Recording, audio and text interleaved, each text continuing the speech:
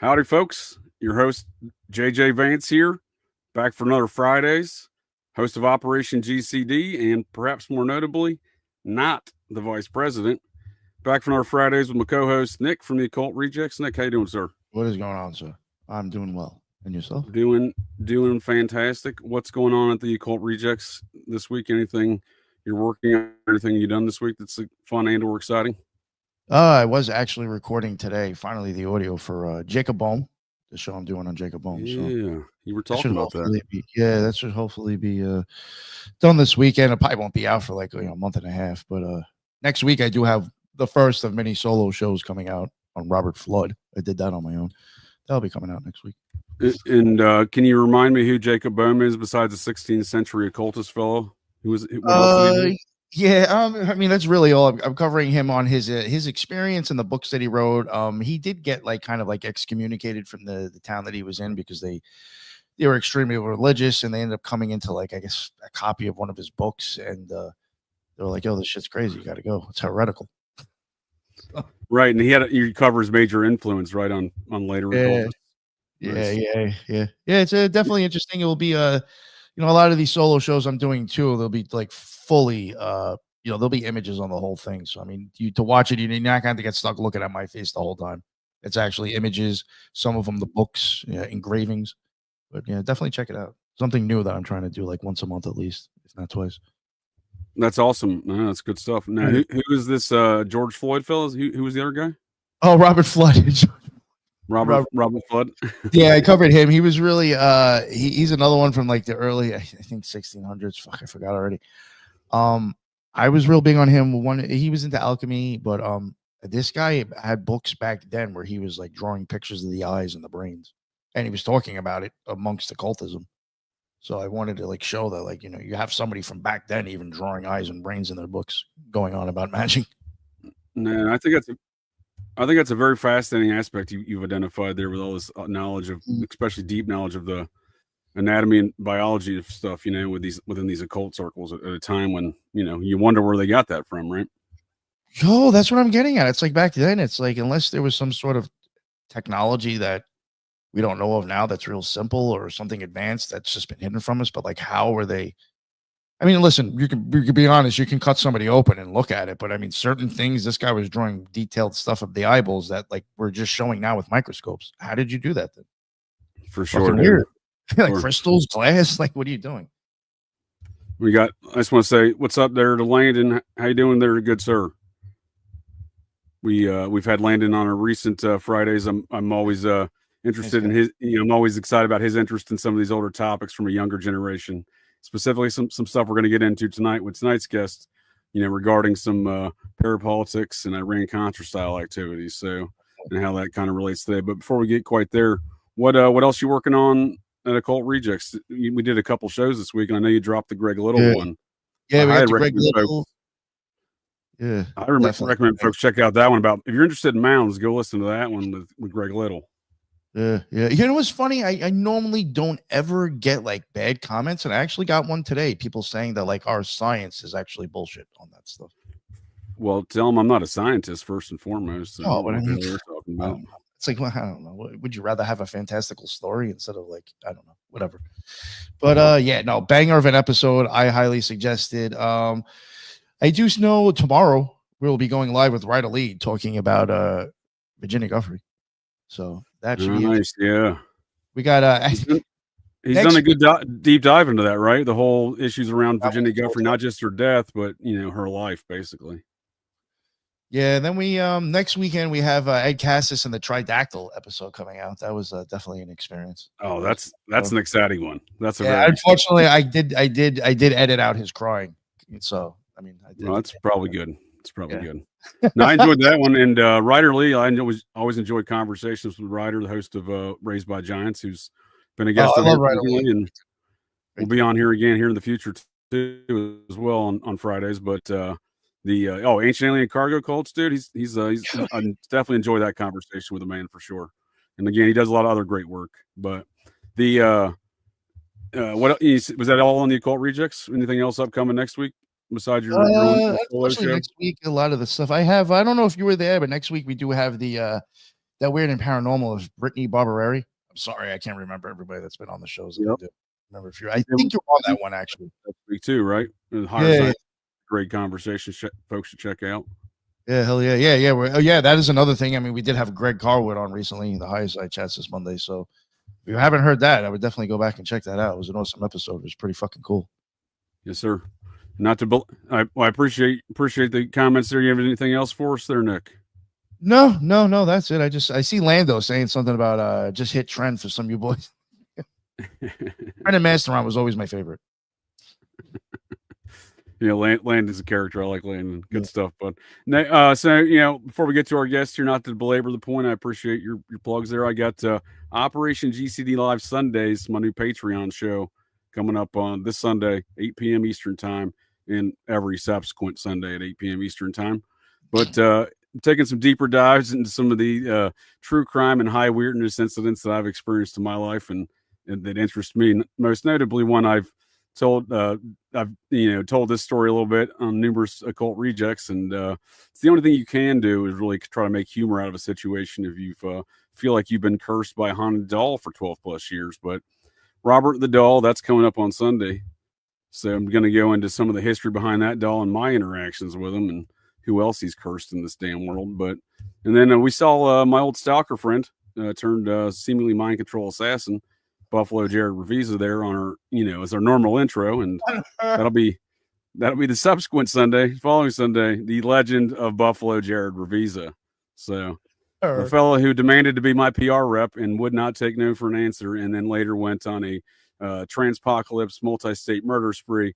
And today his court cases, as we've gone over on previous Fridays, are seemingly not in public purview of the court systems. And allegedly he sits today in the Bridgewater Mental Hospital in Massachusetts, awaiting a litany of charges from murder to attempted murders, again, multi-state. But it's weird because the Bridgewater Mental Hospital sits in the middle of the infamous spooky bridge, not spooky, but, high weirdness or, spooky. I know I use spooky for other terms, but, mystical Bridgewater Triangle, if folks are familiar with that. So to any further, and I do apologize for belaboring the points thus far, and I appreciate you waiting for us there, sir. Austin Wade Picard, welcome to Fridaze. Man, I appreciate you guys for having me on, honestly. And by the way, just I think it's very interesting as far as it's kind of hilarious how much.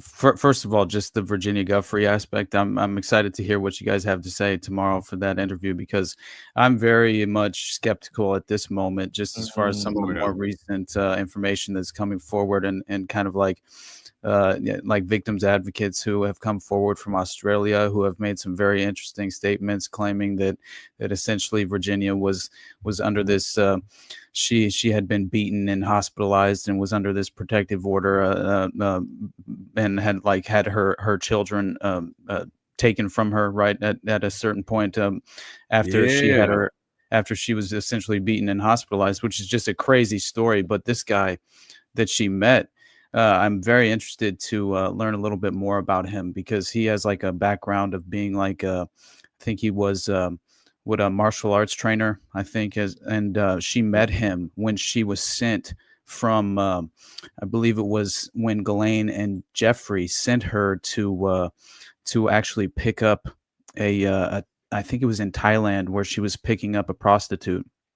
And basically, that is where she effectively met her husband, who saved her from the network, allegedly, which I don't know. I'm starting to question a lot of this that surrounded, because what I'm realizing is that it seems like in these networks, a lot of the victims age out, and based on the sadistic proclivities of the network and the enterprise at play, man, seemingly they are effectively pursuing all these various aspects of what they can provide, being like in terms of the Dutroux case. There was an example of, I believe it was Anika Lucas. Isn't that her name? I believe the victim who Anika Lucas. Yeah, correct. Yeah. So she essentially said that she was about to age out at 11 years old and had been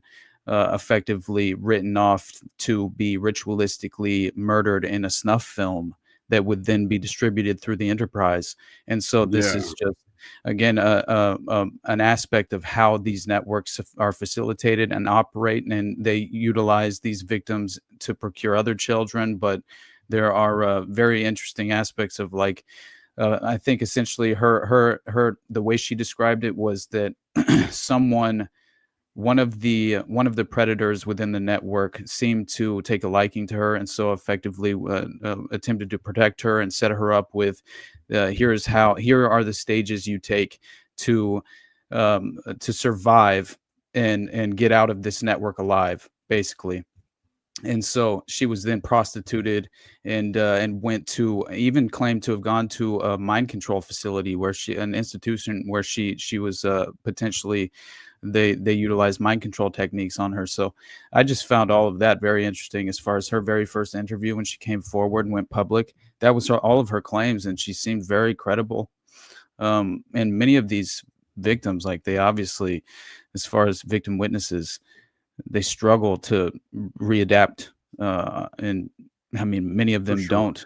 Yeah, and it's very tragic to witness, but to see any of these people actually make something out of their lives and then attempt to come forward in some sort of coherent fashion and make a case with some, at least what seem to be credible allegations, right, that are somewhat corroborated, then you have to, take pause and really just reflect on a lot of the details that were, because obviously you guys are already under the impression that the vast majority of these official narratives surrounding most of these scandals, are just, it's all bullshit, right? It's all bullshit. Deliberate deception. Yeah, it's absolutely part of the show to the public discourse to discuss these things. We're limited to what, oftentimes we're limited to these subjects with Epstein, like, oh, where's the client list? And I'm asking things like, what was he doing competing against Peter Thiel and funding different AI projects? Like, what's that about?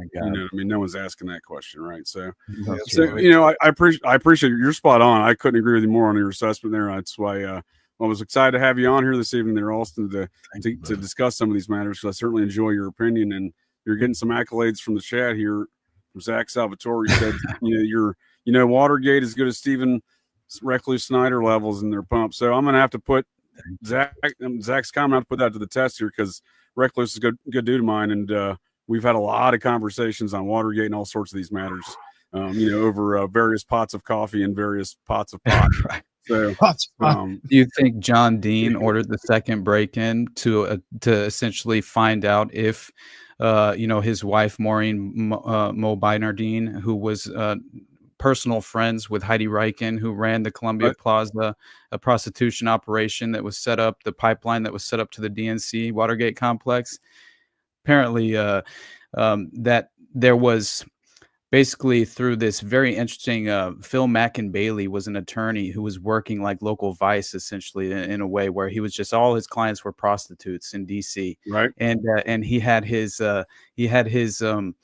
essentially he had his law offices raided and by the feds, and his client list and his address book was revealed. It sounds like the DC Madam incident. It's very strikingly similar, isn't it? Exactly. And John Dean, one of the key, he's like a 28-year-old White House advisor for the president, and an attorney who had basically made his name by targeting and prioritizing these dissenting anti-war advocates at the time, right, who were dissenting against in opposition to the Vietnam War, which is also insane, because there's an interesting story about Carl Schaffler, who was the arresting officer at the Watergate that night, who was just waiting outside at 2 a.m., just happened to be waiting there. Had been tipped off. Yeah, he had dual loyalty to military intelligence. And he had a criminal informant that he was utilizing named Robert Merritt, I believe was his name.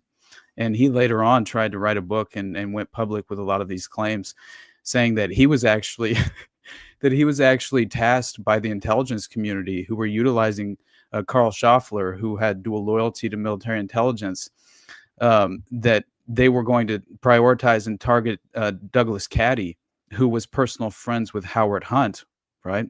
Yeah. One of the burglars. And who did Howard Hunt work for? Dude, Mullen and Company. If I may interject. Well, the Office of Security as well with Richard Helms, but I think that he was. But on paper, who did he work for? He was a contract employee on paper. For sure, was the Mullen and Company. Mullen and Company. Yeah, yes, and Robert Mullen, by the way, very strange. His story tied in with the Mormon Church. There which I was gonna say we've covered a little bit of this on the Occult Rejects Mormon Mafia series. Do you know Heidi Love from the Unfiltered Rise podcast? Yeah, I do actually. Yeah, I'm a former Mormon also. So is Heidi, but. Maybe we'll have to convene on some of these matters because Heidi's got a great understanding of these things as well. So Bob Bennett was, the fellow that was his father was the U.S. senator at the time, but he was the one running that Mullen Company and was told, as I'm sure you know, but for the folks of the interwebs, the Watergate Commission told young Mormon Bob Bennett, this is before he was the U.S. senator for decades. You'd think this would disqualify him. They told him, they said they found out that Mullen and Company was a CIA Mormon front company. Yeah, and that exactly.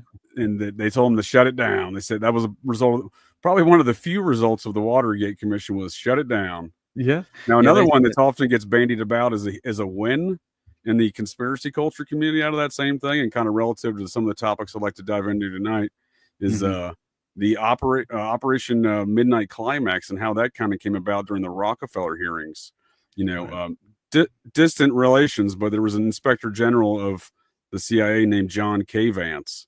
He was the quote unquote whistleblower. Now, we only know about one small little, operation in one row house in the Haight and Ashbury, but that's allegedly the tale. That's what I'm saying. Like, are you really a whistleblower?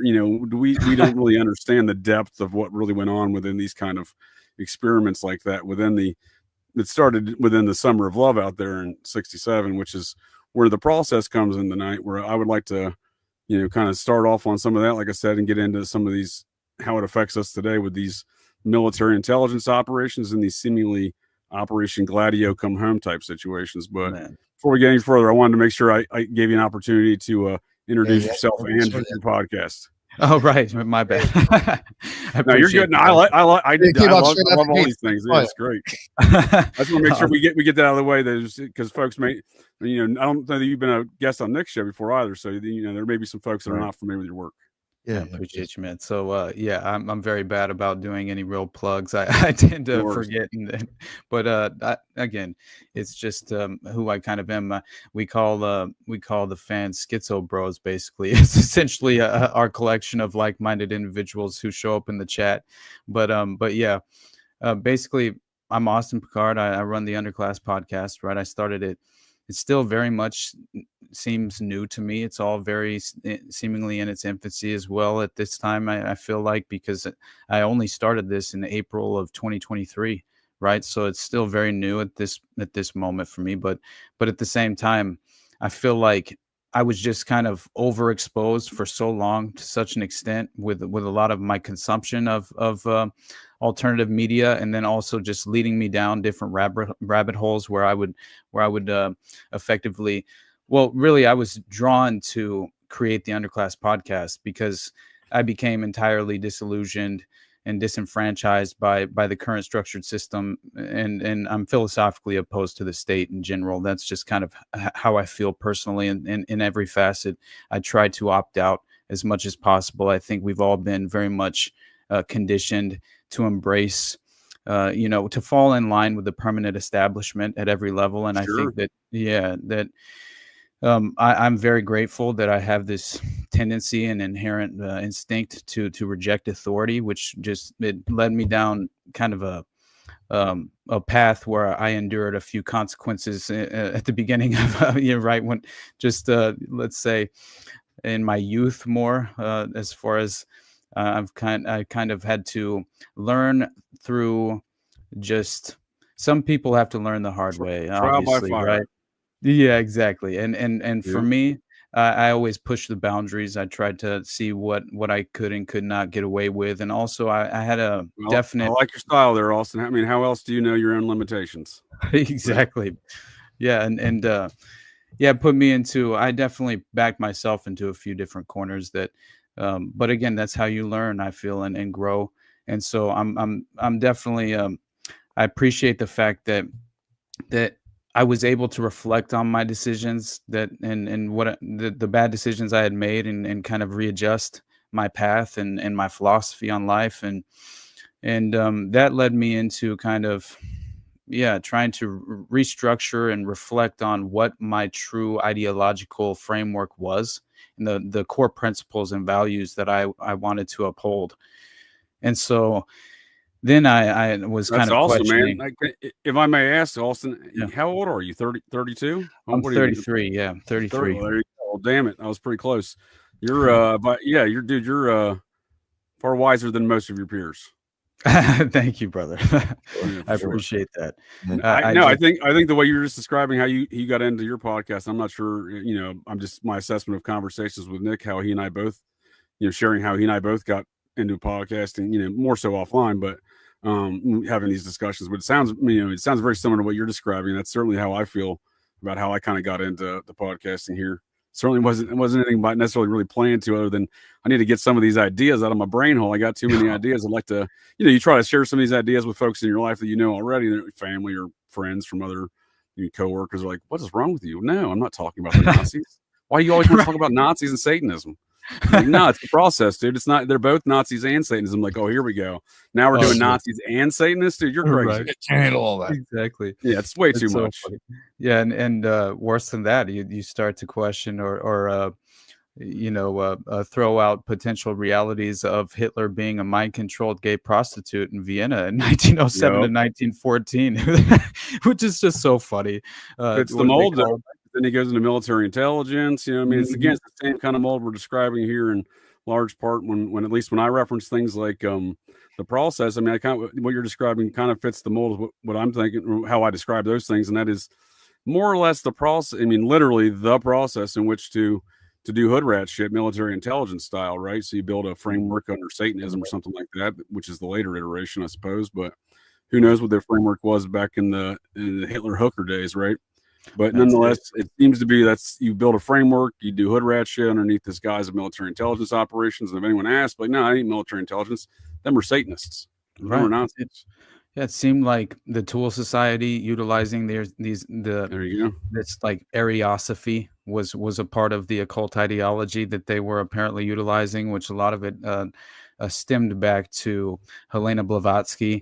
Right. And so I'm glad you said that. So in reference to tomorrow's conversation with Ryder Lee, I didn't want to spoil alert on his work, but he kind of looks at the way you were describing that. He kind of, I was on a show last week. We briefly discussed it. He kind of views this Virginia Giuffre situation, or Giuffre, and she never really left that system that you were describing she was born into. And her husband was a handler. So he's done a lot of, on that theory, he's done a lot of work there. So I don't want to, blow up a spot, but he's done some great stuff. And I'll be on the Occult Rejects tomorrow. But awesome. In regards to Theosophy, he and I do a lot of. One of my favorite topics on Operation GCD is ancient alien cargo cults, and it turns out all these Satanist organizations are also, as a result of being Thelemites, seem to fall in that category. The process had their watchers, right, as Timothy Wiley described them, these disembodied spirits that were external to Earth type of deal. So. Same difference, same nonsense. Yeah, I think Theosophy, like Blavatsky people, like and Thelemites, or it all goes back to it, right? Well, you're a former Thelemite, as Ryder and I asserted. It all goes back to Blavatsky, right? All these ideas. Yeah, just from my opinion, just from looking at Crowley's stuff, as much as you studied it. I've never studied it. So I respect your opinion, sir. I do think a lot of that UFO bullshit is done by occultists, especially. I think it's all done by occultists. Yeah. I think John Podesta is a great example of that to exhibit that point here in our modern times.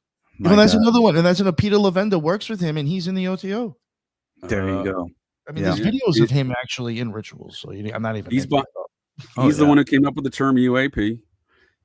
He's the one who's behind the To the Stars Academy with Tom DeLonge and Peter Levenda. He's been running the DNC since they offed what's his name, Vince Foster, back in '94 or whatever.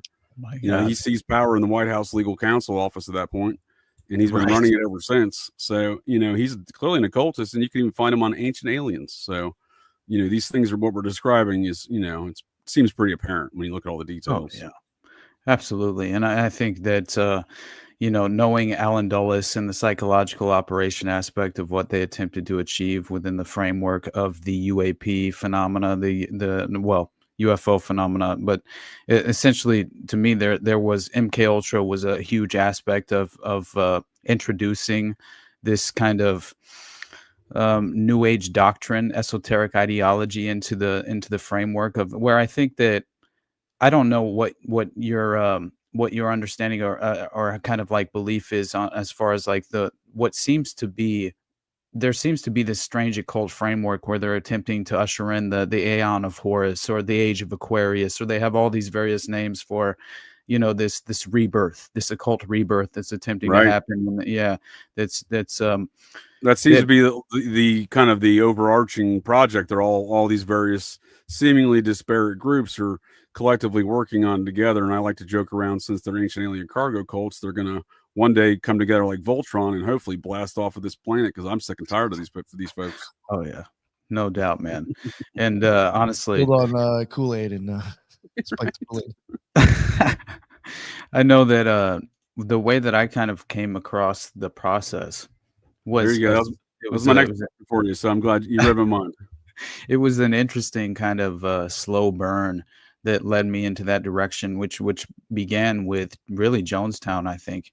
More than anything, because that's what kind of made me question the Warren Commission as far as like this alleged false disclosure that which basically seemed to take place in my mind as far as limited hangout kind of disclosure, right? Is that exactly? Yeah. We're intended to believe that this was a government accountability, and that they effectively ended and obviously ended these programs and clandestine programs afterward. But clearly, right. in my mind, that never actually transpired, right? And right. No, that's a great point. And I was just gonna say, it's kind of like the propaganda narrative from every book published about the process, every documentary made about the process. The process church, disbanded in 1974. Exactly.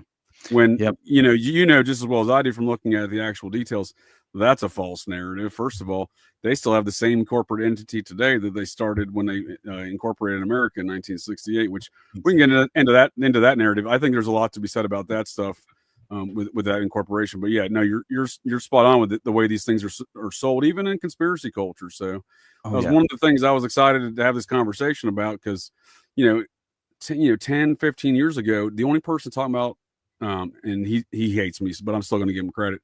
The only person talking about the process was Ed Opperman.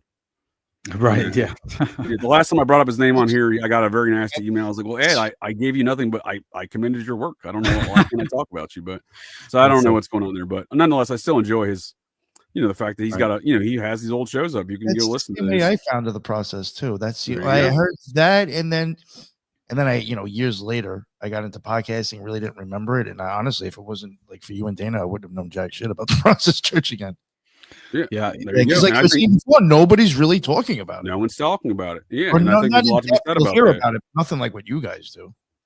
Yeah. And Ed did some great interviews with like some folks that were there, like Detective Jim Rothstein. Like the folks should definitely go check those out. Again, amazing. I commended him last time, so I hope I don't get a nasty email for commending him this time. But seriously, again, I like it. I don't know. So I do too. I've learned a lot from his show. The Occult Rejects. That's what I'm saying, dude. Like, folks should check out Jim Rothstein for sure. This is the dude who is he invented being a vice cop. He's he's kind of at the epicenter of all the activity that leads up to what we know as the Son of Sam era of these cult activities, right? But he was on to it beforehand. So, and Rothstein ain't the only one on there that he does interviews with. So definitely check out the historical record there. I enjoyed you did a process show last year, maybe.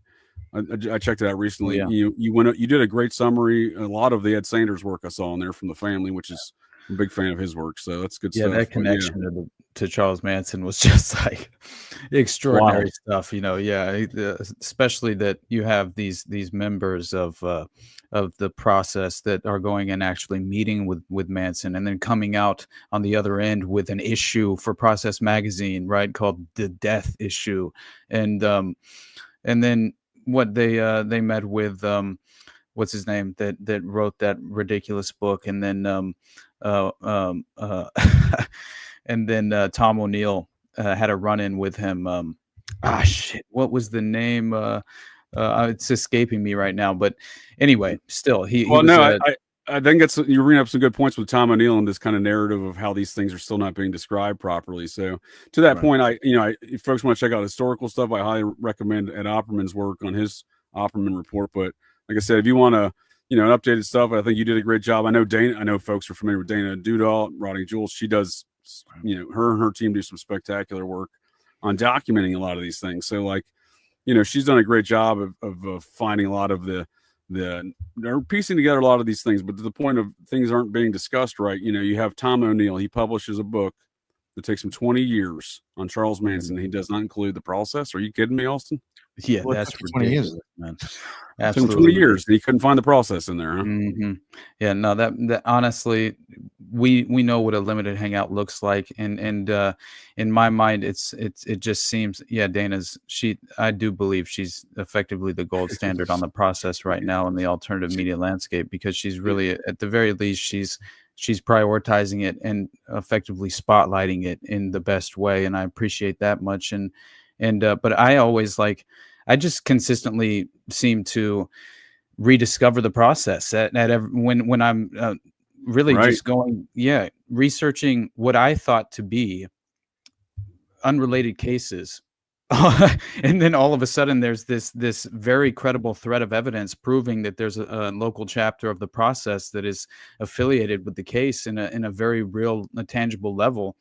And it's undeniable. So is this the Dr. Jeffrey McDonald case you're referring to? It sounds like. Absolutely. Dr. Jeffrey McDonald was the first one that, beyond David Berkowitz, obviously, was Dr. Jeffrey McDonald. The Fort Bragg murders just was an extraordinary case that I stumbled upon.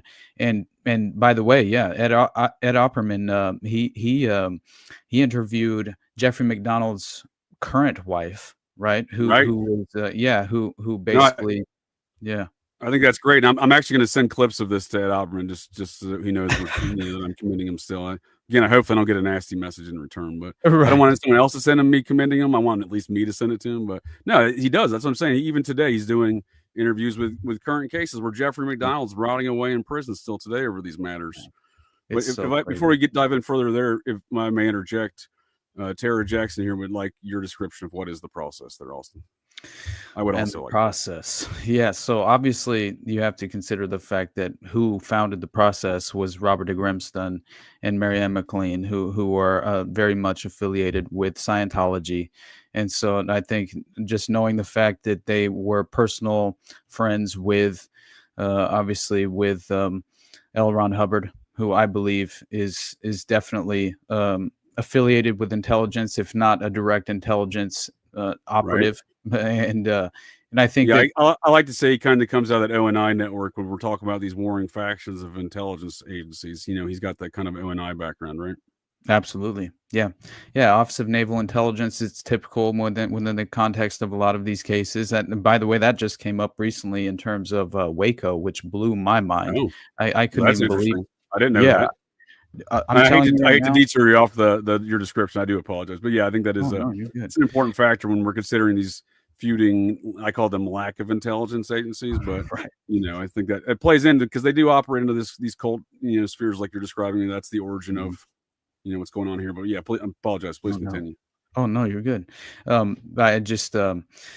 I do think that the philosophy of the process is very interesting because again, it's like you consider the fact that you have like these three separate gods that are represented, and also you have these subgroups like the Jehovah's, you have the Luciferians, and you have it's very interesting the difference within the context of what they represented, right? Because the Jehovah's were more of the Puritans of the sect, according to Maury Terry, which they're strict in their ordinances to like life and everything. They're not like the freaky Satanists, right? Exactly.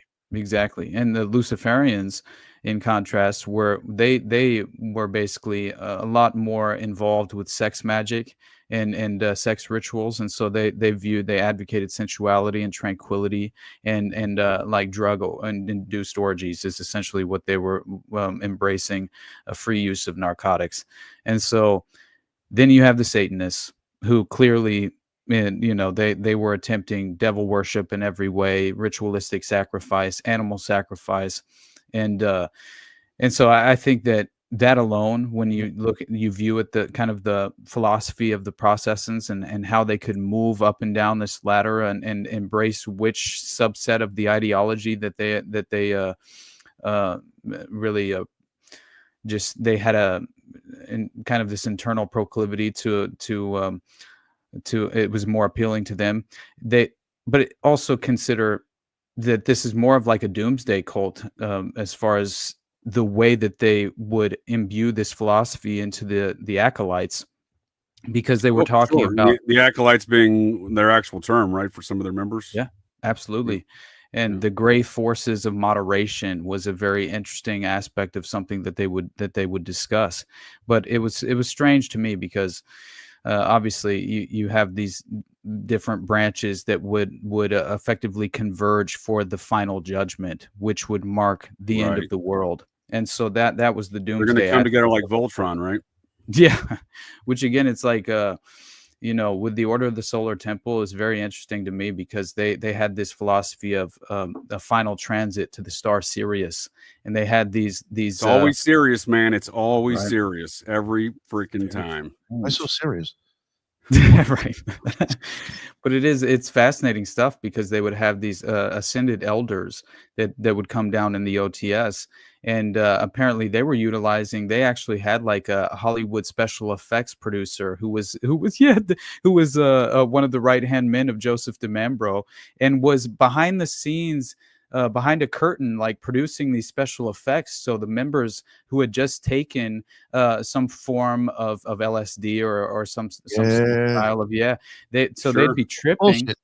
and then actually witness like a hologram. It was like Tupac's hologram, but in the 80s. It was basically it was definitely magic, like even the magician pulling the rabbit out of the hat stuff going on. Exactly. Yeah. And even Princess Grace Kelly was effectively tied in with the OTS, and I didn't realize that she had been like initiated through a sex ritual where they like use these what's it called, where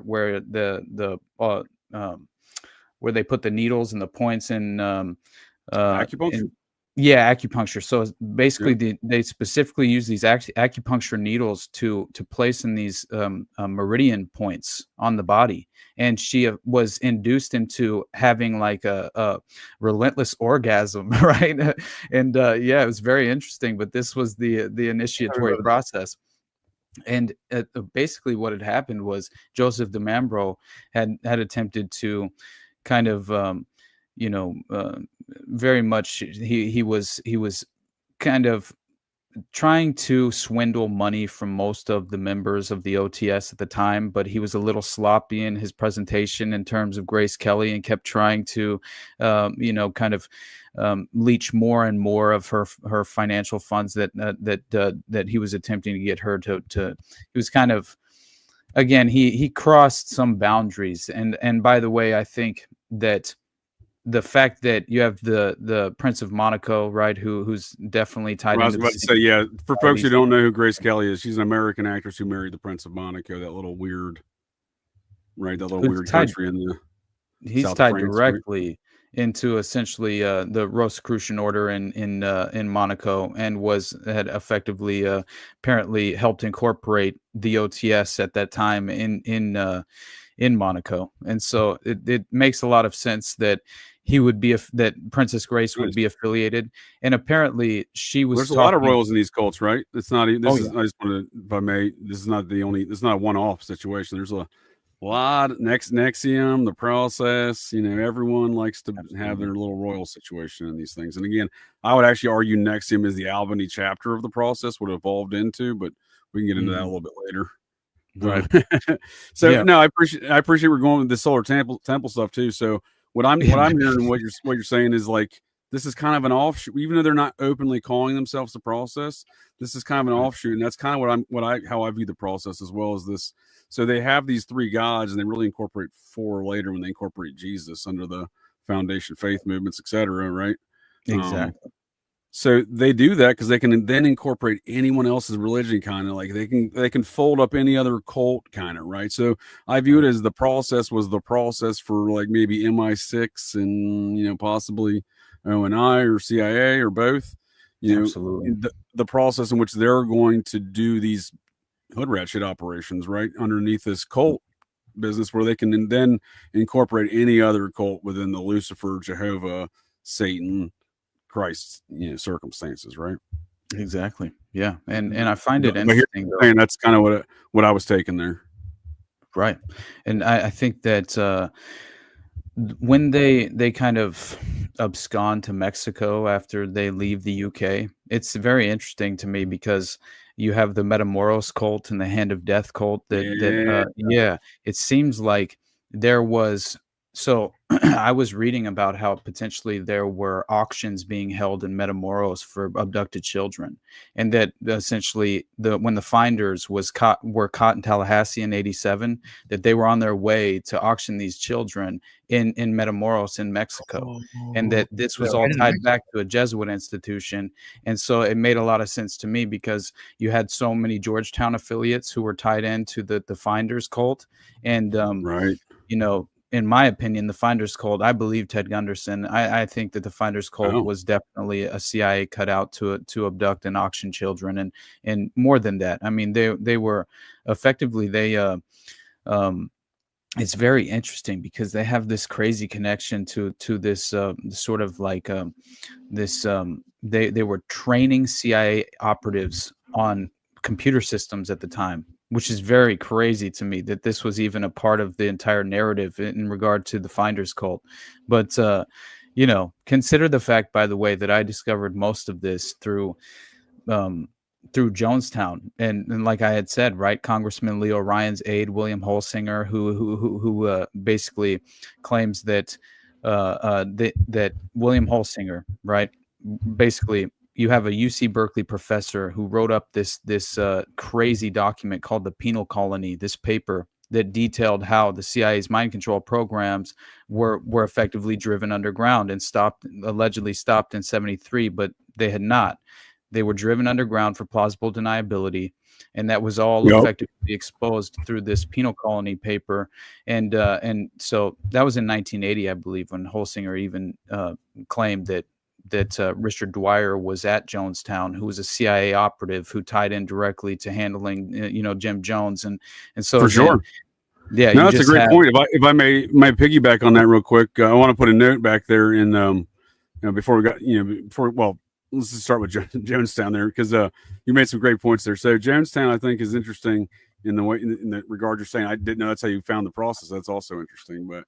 It's definitely in the same conversation, right? Because so he's a Christian component, right? So maybe he's part of that Christian kind of faction of this whole network. So he's deeply integrated into politics there in San Francisco, and in fact, in large part as a result of the fallout of Jonestown, we can thank the political career of the fallout of Jonestown for Dianne Feinstein. So Jonestown is part of the disaster of Jonestown is actually Dianne Feinstein. So you're familiar with the infamous Twinkie assassination, right? There in San Francisco City Hall. Absolutely. It's so ridiculous, honestly. But, by the way, we have a Kamala connection as well, right? Essentially because of... Absolutely, with Willie Brown. Exactly. So for folks not familiar with it, one of the cleanup crews in the Jonestown situation was a fellow by the name of Dan White, a former SF San Francisco PD officer turned, councilman, and he walked into the office of the mayor with Harvey Milk. Folks remember the Sean Penn film Milk, I'm sure. They that guy's an idol in the Q community. I call it Q, like LGBTQ, all of the above Q. That's Q great. community. So he walks in there and murders them, and then he does like 2 years in a mental institution because he said that he ate a Twinkie, and that a sugar rush had caused him to lose his mind. And they're like, yeah, that makes sense, dude. That seems reasonable. Yeah. Right. So, man, I'm telling you. And as a result of that, Dianne Feinstein became, instead of lieutenant mayor or deputy mayor, she then became the mayor as a result of this assassination. And this is at the same time she hired that Chinese spy as her driver, it turns out, back there around 1980 again. And also, she was so Looney Tunes that even the folks of San Francisco would not elect her. Speaking of Kamala, right? She shares that same attribute. Even the folks out there would not elect her. She's so damn Looney Tunes. Dianne Feinstein ran for mayor numerous times. She was appointed deputy mayor and then again seized power and then ran for Senate and never looked back. But it is all very interesting amongst this whole network of how these major parapolitical assassinations are connected. But and by the way, the other pen was the Metamoro stuff. But yeah, please go ahead. Oh, I just there was another assassination of a diplomat in DC. It was through a car bomb. I'm trying to remember his name. It was tied back that spot actually, DuPont Circle. Yeah. So connections with Colonia Dignidad and this Nazi safe haven through these clandestine rat lines that had been set up post World War II, and basically Colonia Dignidad was where they essentially were carrying out war crimes in Chile. Yeah, don't drink the Kool-Aid, man. But it was Flavor Aid. People get really upset that if you call it Kool-Aid in the nerdy Jonestown community because it was technically Flavor Aid. It was the off-brand. These are Marxists, right? Right. We got to remember these communists can't support the corporations. I just thought it was so funny because you listen to the death tape, right? And he's pleading. And by the way, obviously, like the racial dynamic in Jonestown is very strange, right? You have this interesting inner circle of Jim Jones that are all white guys, and then you have that members of the Red Brigade essentially as well, and then you have the vast majority of the members of the People's Temple just being African American, and a lot of it is strange though because listening to the death tape, he's like. There's this one woman who's basically just kind of pushing back on like, why do we have to kill ourselves? Like, didn't you say we had an out to like go to Russia and be saved? Sounds like Heaven's Gate cult right there. Why do we have to drink the Kool-Aid? I thought we were going to catch Haley's Comet. Exactly, and he pleads to them by saying, don't you all want to die? Good, right? God believing. Don't you want to be in right with the Lord, right?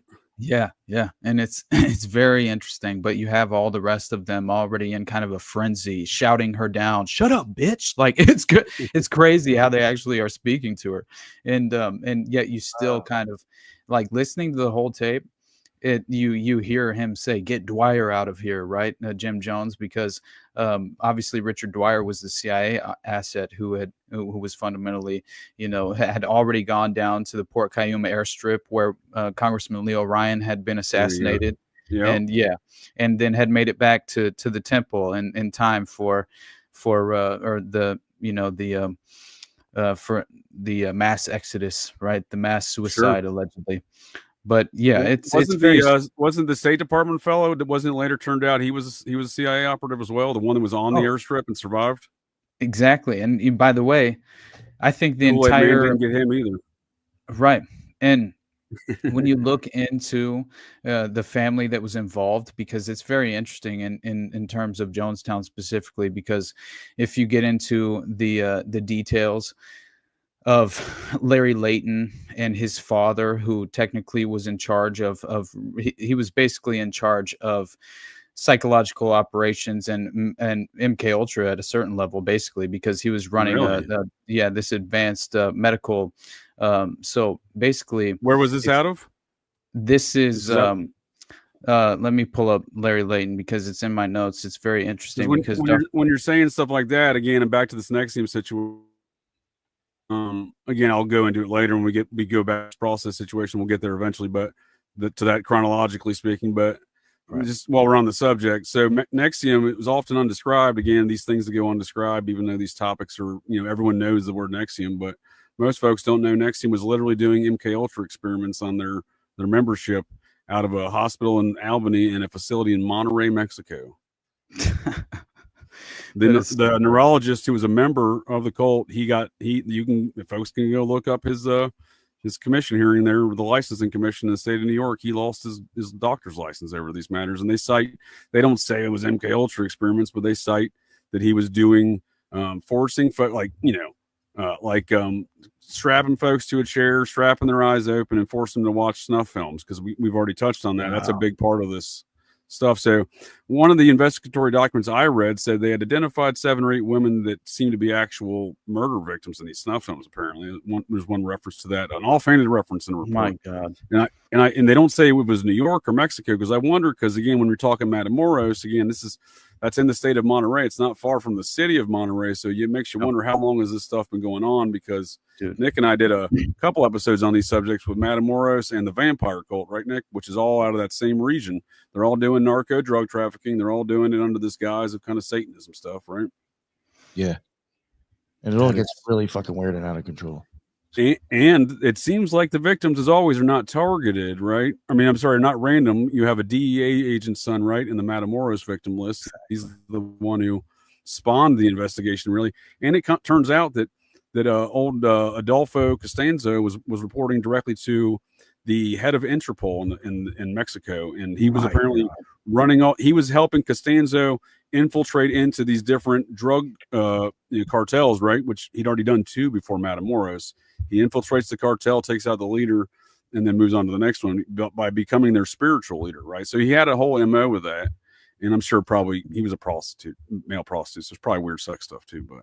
Absolutely. You know what I mean? So there's a whole narrative there that operates around these cults that, as many times as Matamoros gets described, I'm going to have to obviously provide myself and Nick and Julia over at Cosmic Peach and Heidi and Jen, who have all participated in these conversations as well. And I think Rye from Codex's Codega of Conspiracies there, who sent us down this track, right, Nick? But we were starting to compare all these things, and there's so much comparison to, all the stuff we're talking about here with the process cults, with all that stuff there in Mexico. And again, Nexium was operating out of there, and Adolfo Costanza may as well be named Charles Manson, in my opinion. They both serve the same purpose. Seriously, man. And it was Larry Layton's dad. I found this very interesting, because he was basically he was the biochemist in charge of the U.S. Army's chemical warfare program at its Dugway Proving Ground in Utah. Yeah. So he's kind of doing Frank Zappa's dad situation, but he's not at Edgewood Arsenal. He's in Dugway Proving Grounds. And it's very interesting, because all the large amounts of psychoactive mind control drugs found on the site at Jonestown, sodium pentothal, diazepam, thorazine, Larry Layton, Jones cocktail. Lieutenant. Exactly. And Larry Layton, the lieutenant who became the only person charged in any of the killings, also a key member of the airstrip hit team, obviously, and somehow survived the Jonestown massacre. He's later described as sinking into a post-hypnotic trance as he sunk ever deeper under Jones' spell. Layton's own father, who was running this biochemist as far as running the U.S. Army chemical warfare program, he even said that he called him a robot, Larry Layton, his own son, the only one ever charged. And so that, to me, I found very interesting, because it was George Philip Blakey, who was Larry Layton's brother-in-law.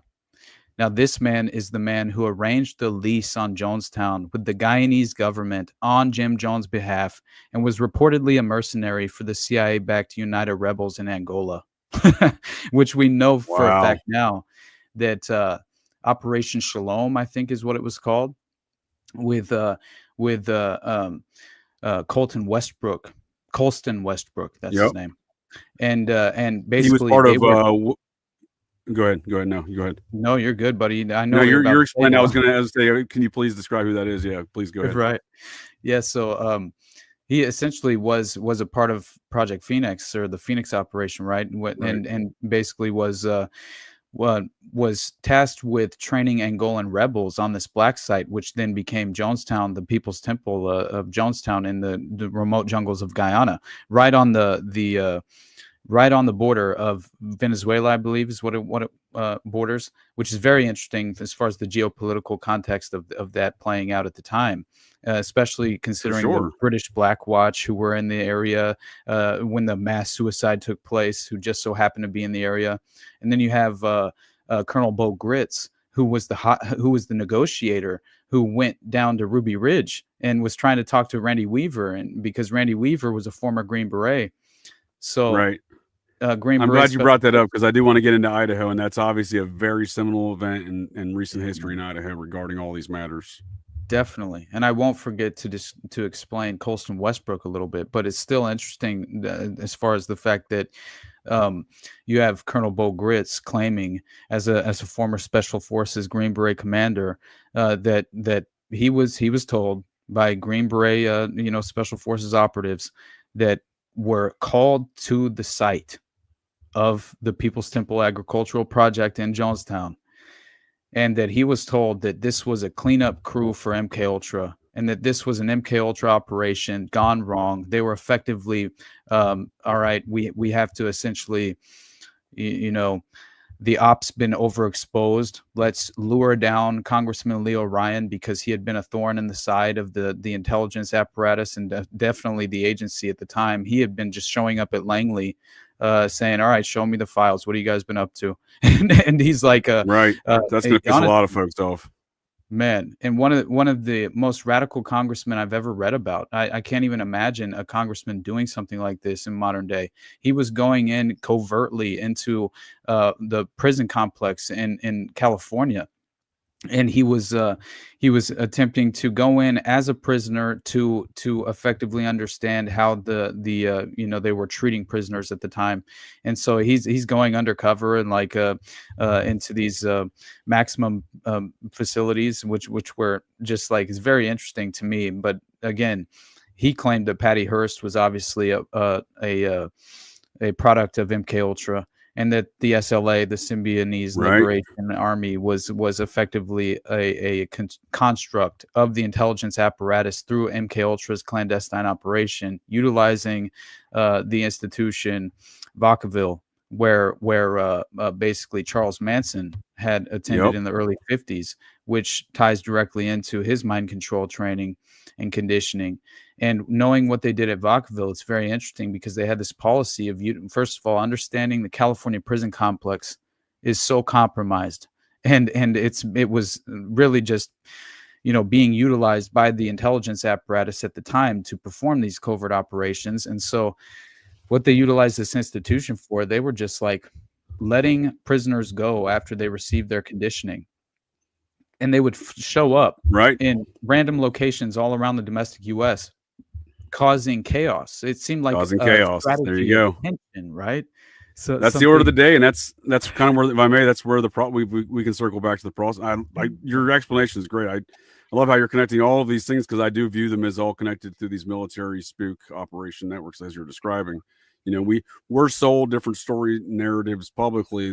This is you may as well just call it the swamp gas theory, if you will. But we're sold publicly Disneyland narratives around these subjects that may have some truth that rooted in them, but they're spinning away from the idea of that narrative is to spin it away from whatever's really going on, right? So, and that is obviously what's going on with Jonestown.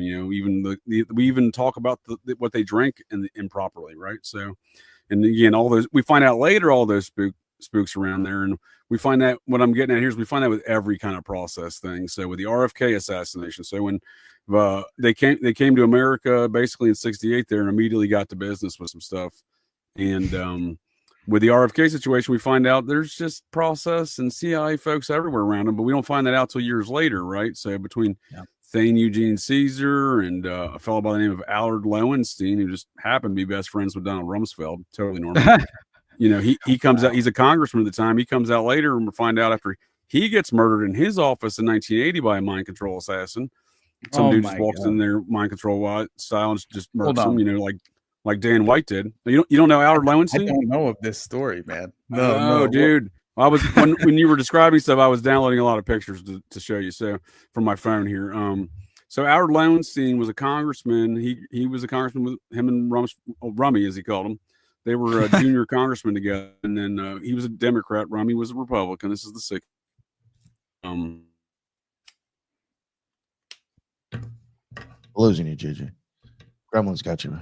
Right. Well, this is just it's a perfect window into how they coexist, right? To manufacture that kind of illusion, the two-party delusion, right? There you're back. On my back, all right. I was about to say, I got cut out. I was filling my Wi-Fi situation there. So, yeah, let me bring up Lowenstein. So, like I said, he's tight with Rumsfeld and whatnot, but we find out after he's murdered in 1980 that he was a CIA agent the entire time he was a congressman. And again, no one bats an eye at these things, and I'll make a point here in a moment how that's still relevant today. But so Lowenstein's literally at. I don't know that he's at the dinner in Malibu the night before the Ambassador Hotel murking of RFK, but I know from his staff or from some folks that worked for him. I spent 6 years in DC, and I don't do politics, and I've only voted once under duress, and that's a long story. It was. I was on active duty, and he's facing jail. And you got to vote. And it sounds ridiculous, and it really is ridiculous, but it's a different story altogether. Nonetheless, I don't play politics, but nonetheless, I knew a lot of political folks, and I heard some stories. So Lowenstein was allegedly at the Ambassador Hotel with. This came from a staffer who worked for him at the time. It was an old person, by the time I'd met this person. I managed the budget for military police for the Air Force, so I would have interactions with folks in Congress are always trying to get their earmarks and pork stuff and whatever other weird political name they want to add to these things in the budget. So, you need like somebody within the military to be like, yeah, we need that shit. And I would just tell people we don't need that shit. In fact, you come back to my office again, and that found me quickly in the crosshairs of the Podesta brothers because they ran K Street.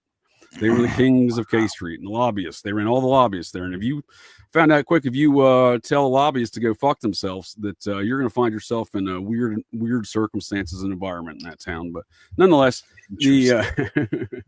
my point being is Lowenstein, by a credible source, Lowenstein was at the Ambassador Hotel in the kitchen and was one of the individuals holding RFK's dead body. My God, man. So that's our Lowenstein. Now, his son was deep up in the Clinton State Department and is very prominently noted within the Podesta emails. Oh my God! So, wow, asking for Theleme McFavor. That is insane. I know. Well, the Theleme McFavor was the Yale University's librarian asking John Podesta for a one-on-one meeting with Barack Obama. That was the Theleme McFavor. Wow. Yale librarian. What? Yeah, right. Weird, right? That is so fucking crazy, dude. Much like dentists, dude. I think librarians are just fucking they're like assassins waiting in the wings, right?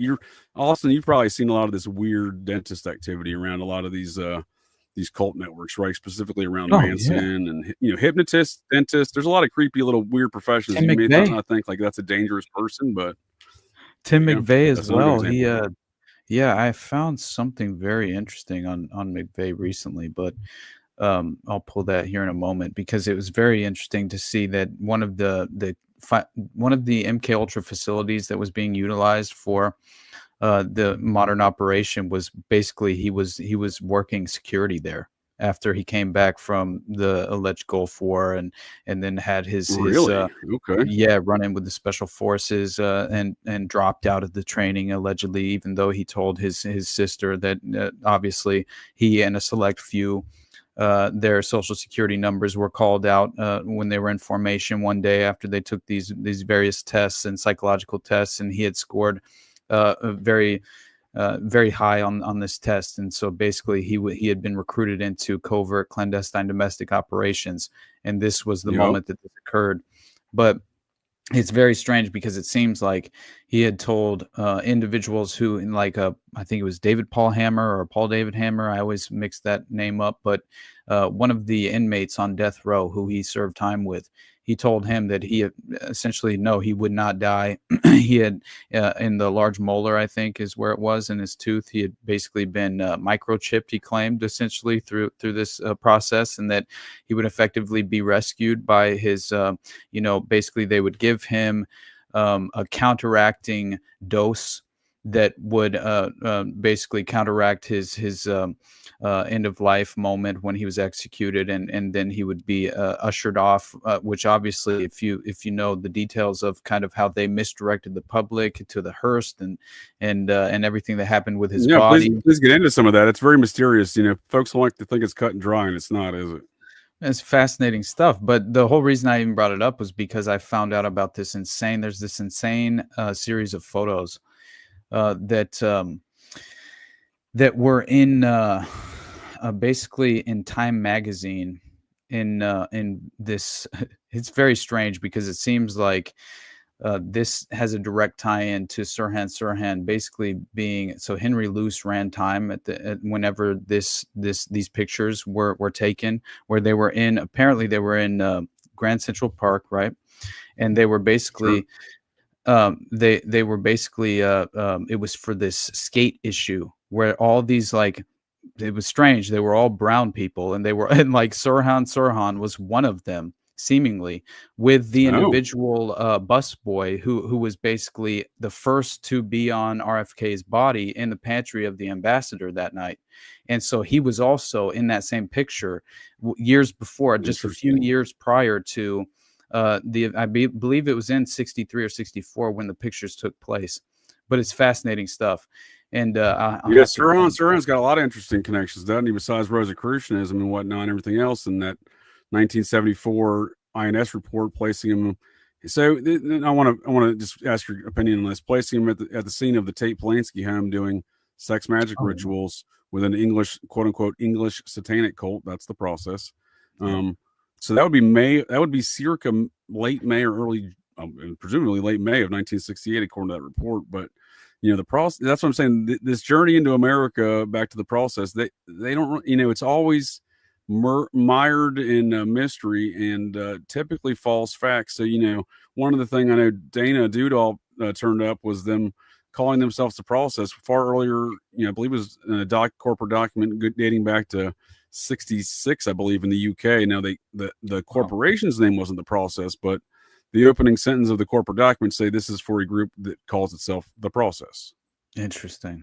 Yeah, that's amazing, especially considering how if you think about John Markham, I found this very interesting. He has direct connections to Satanic Murder Inc., right? Which is very strange. The LaRouche trials and all that's connected in with that. It's very interesting because it seems like, clearly, first of all, he's incorporating the San Francisco chapter of the process, and he's directly involved with Jeffrey McDonald's defense, which is very interesting, right? Well, if I may, Austin. Yeah. So John Markham, he did incorporate them in New York, but before that he incorporated them. I'm sorry, San Francisco. But years prior to that, he incorporated them in New York. I believe it was 72 when they moved to Pound Ridge. So he's working for them for over 12 years. Then, like you're saying, he leaves office, goes to the U.S. Attorney's Office, is hired by Tuesday Weld's cousin. That's a different story altogether, Bill Weld. And then he starts prosecuting. I know LaRouche is clearly involved in Iran Contra. I'd love to get your opinion here, but to me, he's clearly involved in Iran Contra, but he seems to be the only one actually blowing any whistles. Yeah. They charge him with fraud, right? And they send the process attorney after him, and he's publishing in. This is a weird dynamic that folks, I think, really need to understand. At this very same time, LaRouche is publishing in his publications how John Markham is an attorney for the same satanic military intelligence spook operation that he's trying to out. And, exactly. It's fascinating. He's like, is anyone not paying attention to this? So, obviously he's friends with Oliver North. I mean, there's a lot of probably negative shit you can say about LaRouche, but he wasn't wrong. This Anglo-American influence is perpetrated through the process, but it's also perpetrated through other mechanisms like the secret society that created America, the Society of the Cincinnati, which is also represented in the process. And Dana Dudall and I, Writing Jewels, there, we did. Folks can check it out on an earlier episode of Operation GCD. She was a guest on. We did the Society of the Cincinnati meets the process. So did some genealogy on some of these folks. So, these things are, they're rooted in the folks that run this place. It's not just, some low level shit. This is some of the upper echelon shit we're talking about here. So when we're talking about how these narratives are skewed and, these timelines are kind of funky and they don't really seem to make sense given the known facts, I think we can kind of understand that why that is when we understand where it's kind of coming from. Right. So, man. And I had no real understanding as far as we know, obviously, the RFK assassination is perfectly implicated in terms of the process involvement. But I had no realization of the JFK assassination. Basically, was it blew my mind, honestly. That Tommy G. Baumler? Yeah, dude. And so, if we may close out on Bill Weld here and at least put a pin on there, Bill Weld Society of Cincinnati family. I'm not saying he's a member, but the Welds basically run the Massachusetts chapter. They started Harvard, etc. Right? Their home was built on a mound, Weld Manor. That was the chapter. That was kind of the Wars of 1776. That was the headquarters, kind of in Massachusetts, was the Weld home. So very powerful family. And again, he hires Markham, the attorney, to prosecute this guy LaRouche. But Markham, we'll come back to him in a second because he's got a lot of other interesting things going on there with him. But, yeah. Well, we can finish up with Markham, I suppose. If you don't, yeah, that's good. What are your thoughts on his involvement? So you mentioned Gunderson, right? So Gunderson, Ted Gunderson, famed FBI agent. He retires in, I think, 79 after they wouldn't appoint him the new FBI director, because before he ran COINTELPRO, he was, the subversive actions of all these kind of nefarious hood rat shit we're talking about. COINTELPRO is the FBI's kind of version. He's doing the, I think he was the assistant to J. Edgar Hoover. Then he ran COINTELPRO, and then he, by his own admission, he thought he was going to be the next director at some point. But then he leaves and gets involved in fighting satanic panic. And it's that point in time where he's like, I'm gonna go help this Jeffrey McDonald guy at Fort Bragg. And then it seems like he brings in Alan Dershowitz and John Markham as attorneys, right? To help Jeffrey McDonald, who is screaming since day one that a hippie satanic cult murdered his family in the middle of the night, Manson style, right? Exactly. Yeah. And it's crazy to me because you just consider the fact that, obviously these are the usual suspects involved with the vast majority of what seems to be. I think this really implicates this wider clandestine intelligence international network that was essentially kind of implemented post World War II. Permindex? Very like Permindex, like we were talking JFK.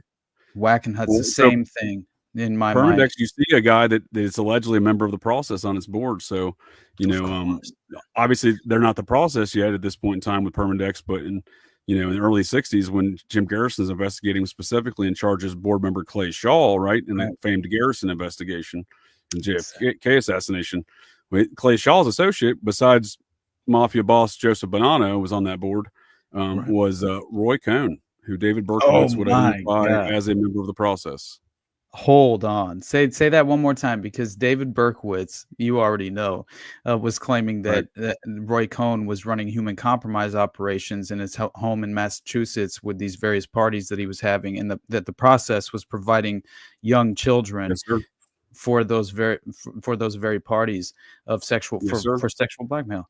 And David Berkowitz did sign a memorandum in '96, witnessed by multiple parties, including Maury Terry, saying that he witnessed Roy Cohn been to Roy Cohn's house, and apparently Roy Cohn was the in at Studio 54. Folks often wonder, well, how did David Berkowitz get into Studio 54, as he claims? Well, it seems that was Roy Cohn's official office, so he had kind of taken over ownership, and more or less ownership of that. The owners of Studio 54 were in debt to Roy and his law partner to the tune of a lot of money, and that law partner left the mayor's office, Mayor Ed A. Beam's office, to go, do Roy Hood Rat stuff. So you see this connection. Not only, Abraham Beam, is that what you're saying? Berkowitz said A. Beam's son and multiple staffers were part of there. And I would assert, I would assert one of those staffers was Roy Cohn's law partner, who was also represented the Studio 54 owners and numerous hood rat shit. So there's a lot to be said there with those weird dynamics, right? For sure. Definitely. But Roy Cohn, interesting character. Yeah, he's on the board of Permindex, and if we're going to talk JFK, then I'll make the point that Jim Garrison, I think, was the man who brought those charges against the Permindex board member Clay Shaw, and was investigating folks like Tommy Jude Baumler's crew there, the attorney that incorporates the process, who worked out of Guy Bannister's office. Jim Garrison knew all of these characters long before then. Bannister, all Baumler, all these guys. He knew they were a shady bunch. He knew David Ferry back for 20 plus years, when David Ferry was Lee Harvey Oswald's Civil Air Patrol leader, right? Jim Garrison was the general in charge of those numerous Civil Air Patrol units. So he was the FBI agent in Idaho. He was the FBI agent in, I think, Idaho and Montana, when Guy Bannister and Fred Chrisman are running UFO operations in July '47 out of Puget Sound, right? So Garrison knew what the fuck was going on with these people. And then he charges Clay Shaw in '67 there right? And then the process show up in New Orleans. I don't think that's by any stretch coincidental. And then they hire an attorney he's already been investigating for numerous years, right? Out of an office that he's already been investigating for numerous years. These things are not lost on him, right? If you look at no one really talks about this, but if you look at the grand jury statements, he was looking at mainly around a fellow by the name of just drew a blank. Oh, not Lee Harvey Oswald. That's ridiculous. Lee Harvey Oswald's double. Kerry Thornley. Yes, dude. I was about to bring him up because that is the direct connection to the process with the JFK assassination in my mind. And no, it absolutely is. I think Discordianism, his little religion, I don't buy their bullshit narrative of how it started. I view it as a offshoot of the process within this whole military spook apparatus. And I think Garrison did too. So Garrison would follow Thornley throughout his life. He would follow Thornley to Atlanta, Atlanta, circa 1979. Why is Jim Garrison visiting Atlanta in 79 other than to go harass Gary Thornley at the time of the Atlanta child killings? That's exactly. Oh my God, man, you're blowing my mind because of course that is exactly where I'm at personally in this moment. I'm investigating the Atlanta child murders. That's going to be my next upcoming episode because I just couldn't even believe that. Of course, allegedly the process, the way it was explained, but I think it's far more complicated than this. But I did see it in many different ways explained as if they uprooted from upstate New York, and then all of a sudden they resurfaced in Atlanta just around the time that the Atlanta child murders are taking place. And you have this very strange. It's a little bit more complex than that. You are correct, sir, but that is an accurate description. That's an apt description. Right. And I think that as far as the honestly, I think that the way that Detective Jim Rothstein was kind of viewing that all at the time as well was kind of, he was trying to figure it out as he went. And so the way that he viewed it was that there was a specific cell that he was investigating that I think maybe had potentially fled the area after he was investigating the Untermeyer Park connections to the Devil's Cave and all these mass death or these mass graves of Alsatian German Shepherd dogs and things of that nature. And by the way, another strange facet of all. Just one note, if I may there, Austin. So I know folks often get tripped up on the interchangeable usage of Alsatian and German Shepherds. It's the same breed. They just during the World War II, the British were like, we can't call these things Germans anymore, so we'll call them Alsatians. That's so funny. But yeah, that and there's a direct. Yeah, exactly. And there's there's a tie-in directly to kind of the Nazi occultism aspect of a lot of the philosophy playing out as far as the loyalty tests with the Alsatian dogs, which I found very interesting because of course they would have members of the SS. They would gift them puppies, these German Shepherd puppies, and then they would raise them and have to execute them at a certain point. And this was a loyalty test to some extent.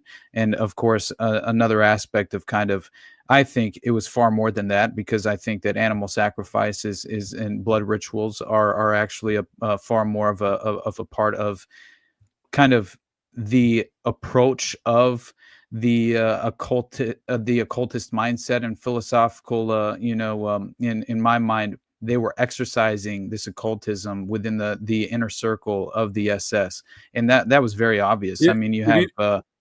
If you don't mind, will you unpack that thought a little bit? Because Nick and I keep looking at all these various animal sacrifices, specifically dog stuff, and we frequently communicate offline conversations, like trying to bounce ideas, like what is really the root of all this animal sacrifice stuff, right? Why are they so focused on German Shepherds?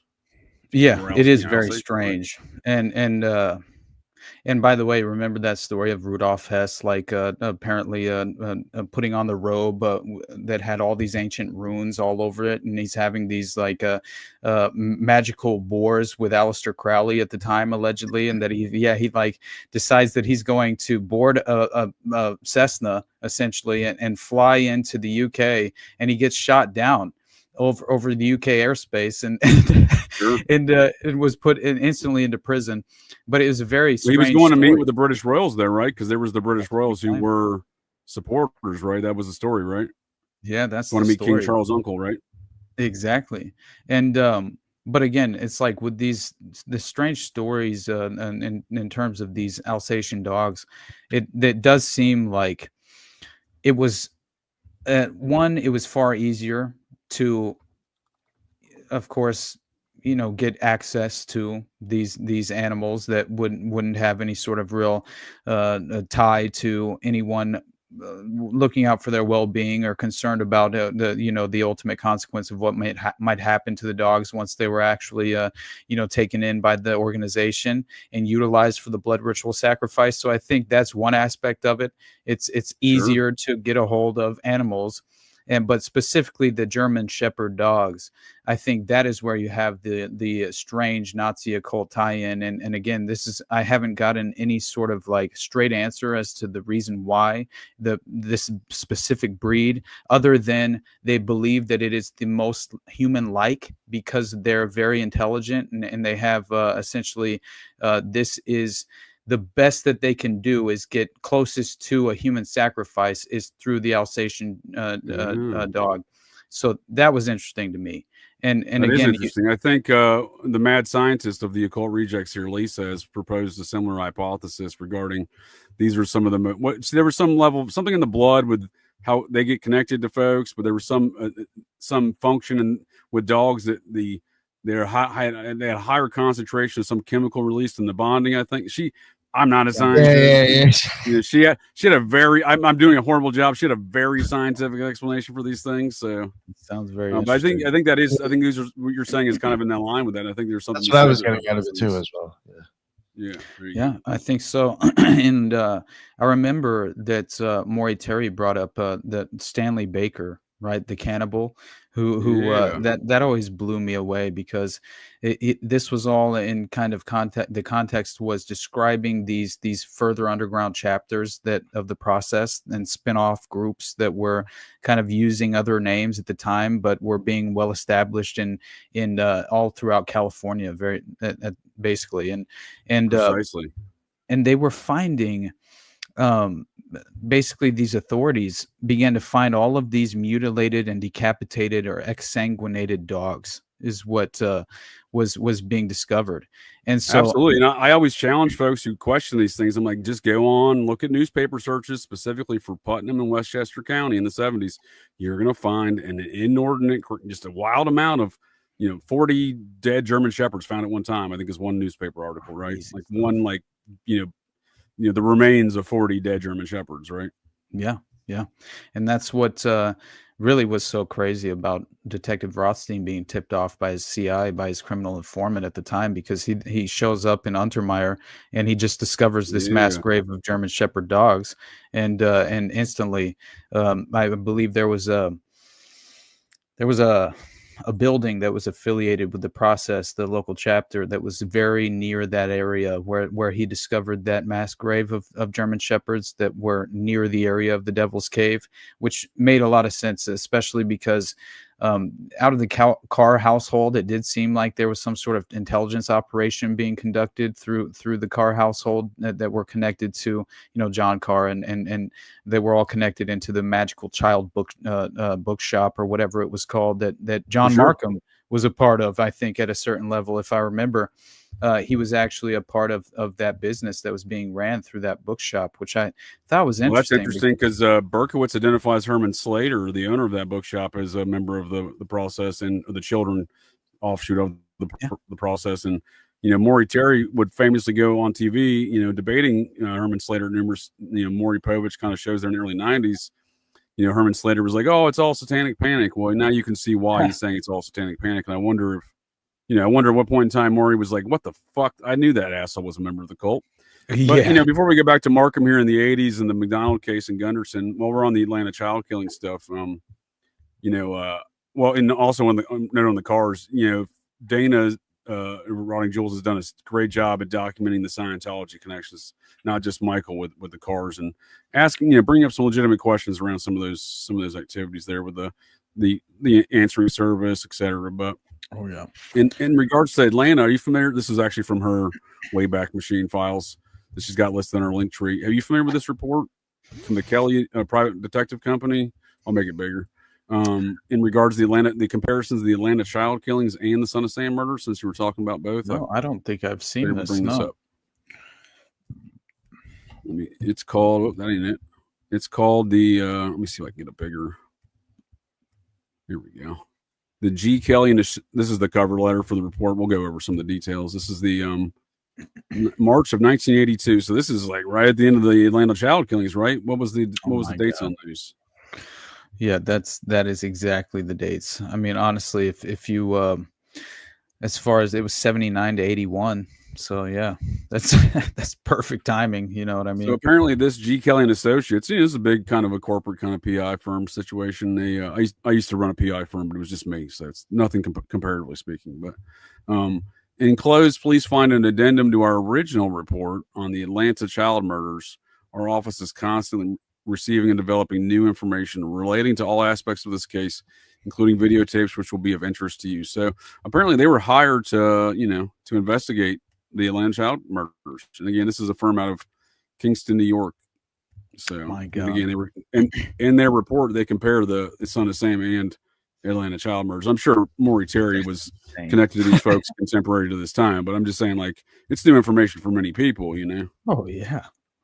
Yeah, no doubt. And when you consider the fact that you have that the satanic cult connection to the process came up with Shirley McGill. That was the interesting tie-in with Shirley McGill. She's a Miami drug informant, criminal informant.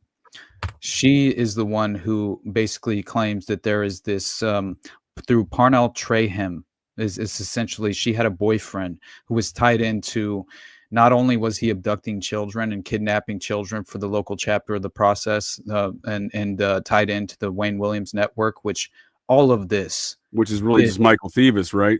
Exactly, which is really just John David Norman's Odyssey Foundation in many ways as well, because that was a huge facet of kind of I think that's a massive tie-in to the pedophile underworld, kind of linking John Wayne Gacy, Phil Paskey, who very much who knew Ace Brown, Jim Rothstein's source that took him to Untermeyer Park. Brother Paul Bonassi from the Franklin scandal claims that John Wayne Gacy and Phil Paskey were entirely implicated in the abduction of Johnny Gosch, which ties in obviously Jacob Wetterling, all these the paperboy fetish that was apparently this was so the paperboy fetish. That would not surprise me if the network of these folks is really that small. They like people are like, oh, those are household serial killer names.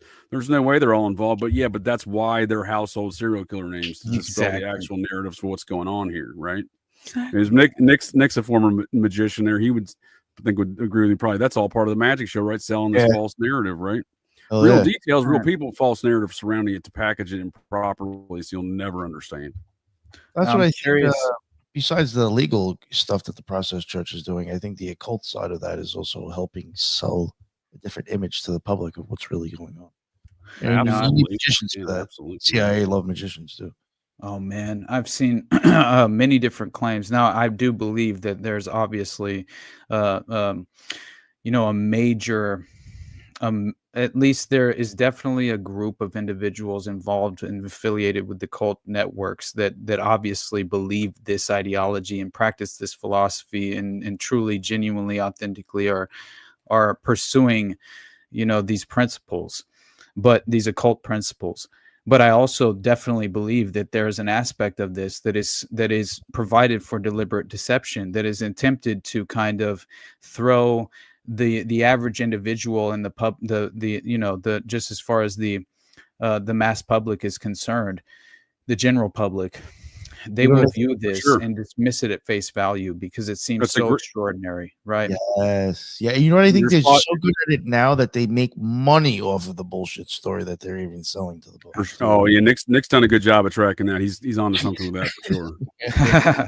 And it makes sense because that is, in my opinion, how the process functions economically speaking. And I don't want to go on a weird economic tangent here for even my sake or anyone else's. It's fucking boring. But folks can listen to my esoteric review of the film Inherent Vice, and I describe how the film Inherent Vice is describing the process and the economic aspects. I love Inherent Vice, actually. Like Paul Thomas Anderson is one of my favorite directors of all time.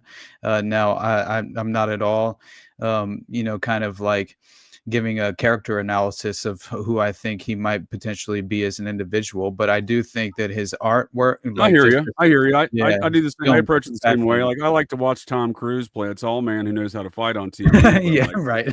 You're on the movies, you know. But, and he's often in Paul Thomas Anderson films, right? Oh, dude, Magnolia. That's one of my favorite all-time roles of Tom Cruise. He's just giving seminars on how to be the most belligerent piece of shit male that you can possibly attempt to become. Big time. But to the point where they make this a utilitarian, literal term of the process is utilitarian speaking. It's like they don't. There's not a portion of the hog that's not unused. They use all of the hog. That's how I say it. So. Yeah. For example, with the film Inherent Vice, you see the same cult that has infiltrated the political and law enforcement aspects of Los Angeles has now also imported all this heroin, has now instituted the whole system in which you'll get hooked on the drugs, you'll go to the rehab, we'll fix your teeth once all the calcium, gets, sucked out like a vampire from the heroin, right? And then they'll repeat the whole process again, the literal process, right? And that is the goal that they described. Paul Thomas Anderson wrote that. Film director, screenplay. Thomas Pynchon wrote it. Pardon me. Not contemporary to the Manson family murders, but he lived in Los Angeles at that time during the Manson family murders and subsequent trials. So, and if you notice in there, he embeds so much Manson lore and other things in there, and they're always referencing the Manson family at various times. So what I think, again, is the esoteric understanding of that is he's describing the process to folks and how it really works. It's the mob, it's the cops, it's the politicians, right? You know what I mean? And it's the economic. He's describing the economy aspects of it, right? Right. Dude, that sequence of Martin Short as the dentist, and he goes into then they get pulled over by the cops. It's one of the funniest scenes, honestly, that I can remember. Oh, dude, that movie's so brilliant. I'm so glad now you've seen that you enjoy it, because I've only ever met one other person, and that's the person you got compared to at the beginning of this here tonight's show, Austin Recluse, Mr. Steven Snyder. He also shares an affinity to this film, and in fact, that's who I've done the review with. Wow, man, that's amazing. I didn't even realize, but yeah, it's a fascinating film, and for some reason it was very appealing to me from the first moment I ever but without any real context, it was blowing my mind, and just that I had a very high appreciation for the comedic value of it as well, because honestly, it is very funny.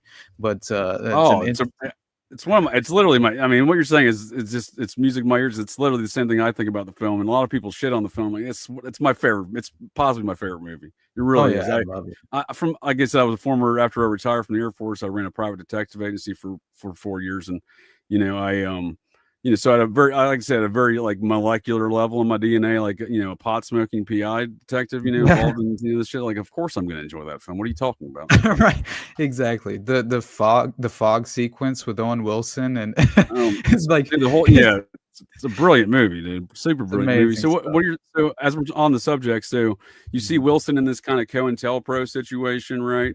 He's a Laurel Canyon musician who faked his death, and he was a surf sax player, but he was still a Laurel Canyon musician who fakes his death, and he's infiltrating the scene through I think they show you 3 in the film and 4 in the book. 4 different identities, working for the cops, working for the cult, working for showing up working for everybody, right? He's got a different idea, and then the only person who really knows the inside track is just this weird, random girl, right? You wouldn't think would have any knowledge, right? But she has the whole picture, and that's the main character's girlfriend, right? And she's clearly, they don't describe it, but she's, with her name, she's clearly of some sort of wealthy family, right? She's a blue blood lineage with her name, right? So that's what I'm saying. There's a lot of stuff really embedded in that film. But if you see him as the COINTELPRO guy, right, which is how that is what's going on with Wilson. Then you look at Doc Sportello, right? He's a private detective operating out of a free clinic, right? It's Los Angeles, but operating out of a free clinic where he has his office, right? So he's clearly Operation Chaos for the CIA, right? Oh yeah, dude.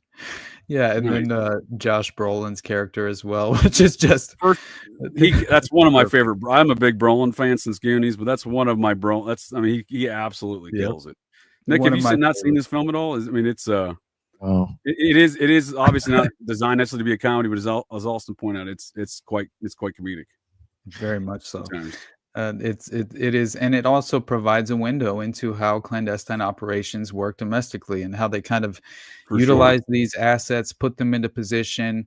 Once again, kind of the deliberate deception. You see Owen Wilson's character showing up at these politically televised events and causing this right, as if he's the face of political dissent in this very fashion, and it's obviously an entirely staged event. And he himself is absolutely compromised and a part of the performance, and that in itself.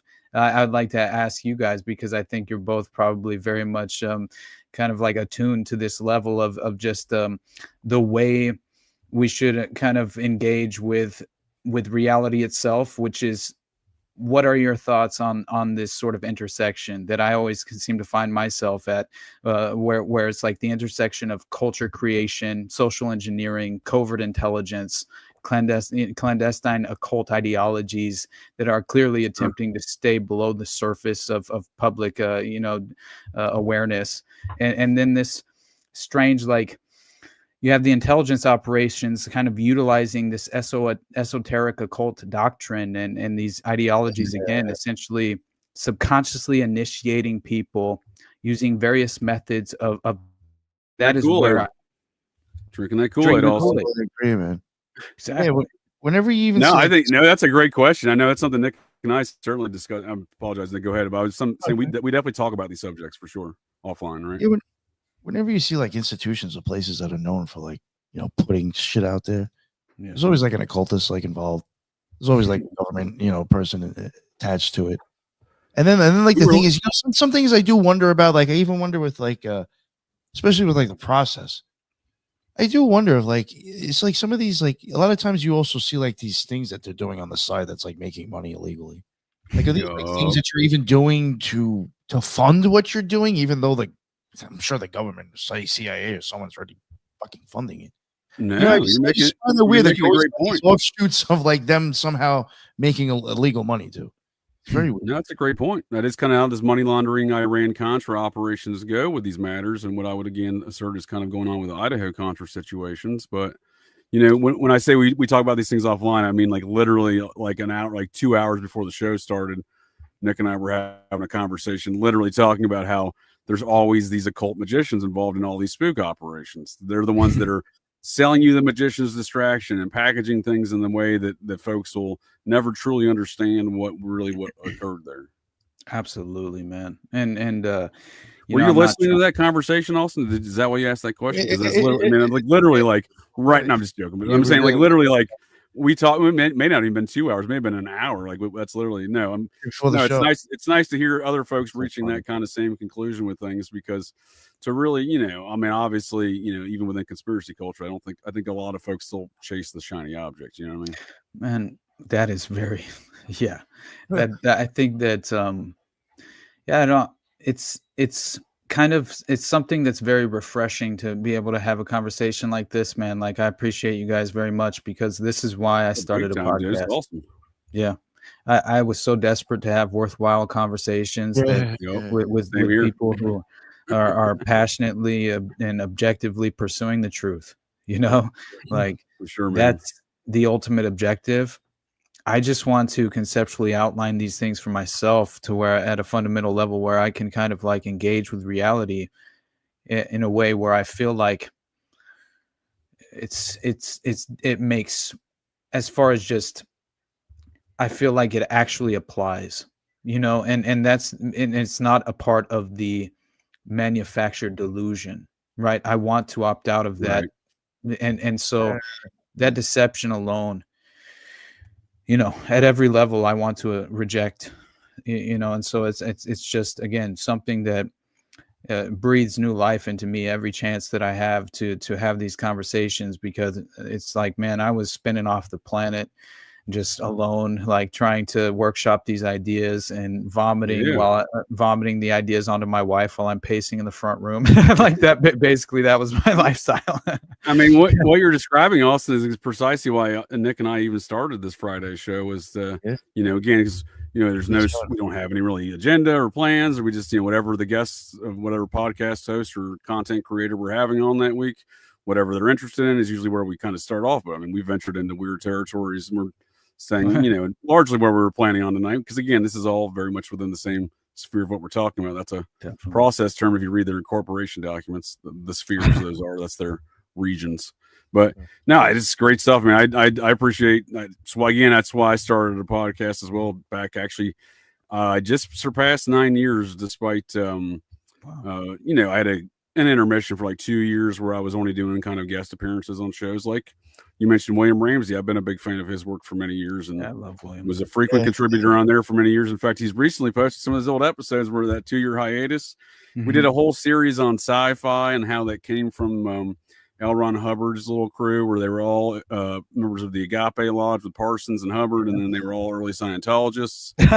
Man. Strangely enough, I don't know if William heard my show 2 weeks ago on Operation GCD, but I did a continuation of that kind of conversation. I started off with him a number of years back, but regarding the is DC and Marvel Comics thematic fan fiction, and it all comes from the same science fiction club that presented all these ideas of space to us. But they were all Thelemites, and then they were all early Scientologist folks, and seemingly a lot of them all kid diddlers, strangely enough.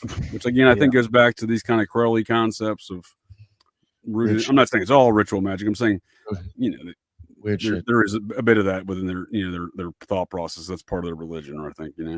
No doubt. And modern Babylon is how I see it in many ways. And, man, it's very disturbing once you kind of like realize the level of sadism involved with a lot of this underground occultist. It's not even just the occultist framework. I kind of think, once again, it's like you look at a Michael Aquino and the Mind War and the Psychology of Victory, and you're like, is the Temple of Set just an intelligence cutout to some extent? Part and parcel, man. Part and parcel. Look at the work of his. Oh, go ahead. No, I was just saying it's part and parcel, right? It's the same. That's what I'm saying. I think a lot of times we get too wrapped up in these names. Like, well, they say they're the Temple of Set, and like, well, so I look at things fundamentally speaking, like, garbage. GCD's garbage can dude, but I also like to say it's the greatest common denominator, because that's how I kind of look at all crime in general, but parapolitics, and they're doing the same shit. It's the same. We're just we're quabbling over terms that they're doing the same activities, and it's the same business, right? And you can kind of demonstrate that more with Aquino and his daughter and his son-in-law, and they're big in the at least the son-in-law seems to be big in the neo-process movement with his associations of Boyd Rice and veneration of Charles Manson. I know Dana over at Roddy Jules went deep on Nicholas Schreck the other day, so I didn't even get to finish all of it, but what the parts that I did listen to and watched, it was some fantastic stuff. And again, that's what I'm saying. That's a good example. This is part and parcel of the same business, because he was Church of Satan, and he was Temple of Set, and now he's like, I'm just doing my own thing and whatever. It's all from my experience in the OTO, I think that there's a possibility that the CIA or some agencies involved in that at this point. Yeah, it's all the same stuff. But when we're on, and look at Aquino. So we're on Aquino. Nick, you've done a lot of work on Lansdale on your show in the past. Edward Lansdale, kind of the predecessor, right, and mentor. Yeah, it was Aquino before Aquino. Yeah, right. That dude had. Speaking of the magic, right? Can you describe some of the Lansdale magic we're talking about with deceiving people? Yeah, well, there's a few of them. One, I don't know if it was helicopters or planes. They were flying those over like these villagers' houses, and they're like playing like all these like ghost sounds and all these like weird noises, and basically telling them like if you kept on, I think housing. I don't know if they're called the Husks or something. There were these group of people that they were considered like communist, but a lot of people say they were just regular farmers minding their business. Right. Yeah, that terrorists is what you're saying. Yeah. That if they kept on housing them and protecting them, they were gonna get like haunted and this and that, or all this fucked up shit was gonna happen. And then they hung like a few people like up in the jungle, like upside down, and bled them out, and started a rumor saying that vampires did it because they were like helping the people, putting stuff on people's houses and stuff. Yeah. That's fascinating. It's basically weaponizing the local shit out of these people against them, right? Yeah. That's what it was. They used their own folklore against them, saying that like basically their own spiritual weird beliefs, like we have all those like small little things like in certain towns and stuff. They're using that like against them to like make them feel bad for what they were doing. Of course, man. So I think Ideological. So I think did that, right, and added his weird Satanism stuff on top of that, right? But then technically those guys learned from a fellow by the name of Paul Linebarger. So during World War II, there was a guy by the name Captain Paul Linebarger. He wrote the U.S. Army Manual on Psychological Warfare, called the U.S. Army Manual on Psychological Warfare. Not a fancy title. Right. So he was college roommates with L. Ron Hubbard. He was also later part of that same science fiction writers club under the name Cordwin or Smith, right? So we're talking these matters of psyops and hypnosis, because Aquino loved hypnosis. We're talking about and psyops, so we're talking about the same kind of things as far as these matters of deception, right? Layers of deception, my friend. That is all that I consistently witness as far as I'm concerned. Knowing the fact that all of the flying saucer mythology comes from essentially the Agape Lodge in many ways, like it very much does. And that's fascinating to me. Jack Parsons, Caltech rocket pioneer, high priest of the OTO, at the time. And obviously until he had the falling out allegedly with Aleister Crowley, which how many of these falling outs are we intended to believe or it's like, I don't know. I'm very much in question of this. I'm glad you brought that up. And again, I don't hate to keep plugging my show, but I unpacked some of those false narratives around that whole Agape Lodge, the interactions and dates around Hubbard and all these things last week on my show, Operation GCD Live, the DC Marvel Comics, the limit fan fiction. Cause, there's a lot to be said there. We don't still understand. Are you familiar with the name Frank Molina? Yeah, I am. Right. So then there's Parsons number 2, and that's Ghislaine Maxwell's sister-in-law's father-in-law, right? Dude, it's never ending. And this is another reason why, like, you look at Iran Contra. Iran Contra is really just kind of like a branch of this network. Like, it truly is. It's a window into the network. It's fascinating. Exactly. Ghislaine Maxwell's sister. Oh no, for sure. Let's put a pin in Aquino and Fort Bragg, because we're going to circle back there through Idaho Contra here. So please, continue on that train of thought that this is Idaho, that Iran Contra is an offshoot of these same activities, because we see a focus of Maury Terry's Ultimate Evil book as a fellow by the name of Cocaine Bob Evans. His own name, not mine. I'm just wishes of the dead. Right. Cocaine Bob is clearly a major figure in the process in Los Angeles, right? His business partner for the cocaine trafficking surrounding the murder of Roy Radin and known as the Cotton Club murders was known as Laney Jacobs, but her real name was Karen Greenberger. And she was the wife of the Medellin cartel's #1 dude in America. God, you're killing me, man. You're not familiar with this narrative? So no, I'm aware of so many of the other details, like Bill Mincer, Manson 2 being heavily involved, obviously, as the hitman for Roy Radin and very important factor. Working for Larry Fink or not Larry Fink, Larry Flint. That was it. Yeah. I unpack all these details. Folks can understand this storyline that Austin's describing in the film Dragnet, the 1987 comedy masterpiece Dragnet, starring Dan Aykroyd and Tom Hanks. These details, they literally have essentially Bill Mincer in the film. He's played by Jack O'Halloran. Dude, that is so crazy. You know that Arliss Perry, right? The Arliss Perry murder that happened on Berkeley campus, right? In the UC Berkeley's chapel, right, where she's ritualistically murdered. There's like a candle inserted into her vagina and like an ice pick on the back, I believe, and then she was spread out in a specific way where she was basically a symbol, an occult. It wasn't a neo-pagan symbol like the Delphi murders, but it was very similar. And knowing the security guard, right, who did the rounds, Stephen Crawford, he seems to be somewhat indicated or implicated as far as being, at the very least, he had Maury Terry's book opened up on his on a desk when the authorities came 30 years later to attempt to follow up with him as a key suspect, and right when they're at his door, which to me seems like very much a convenient manufactured mythological tool to facilitate the cover up, because I kind of feel like Stephen Crawford. There you go. Maybe he killed dead men don't talk, do they, Austin? There's a lot of folks in Exactly. that area that did not want that fellow talking. Exactly. That's what I view as the potential reality there. But you look even further into, right, Bruce Perry was Arliss Perry's husband at the time. She's 19, right? I think she's very young.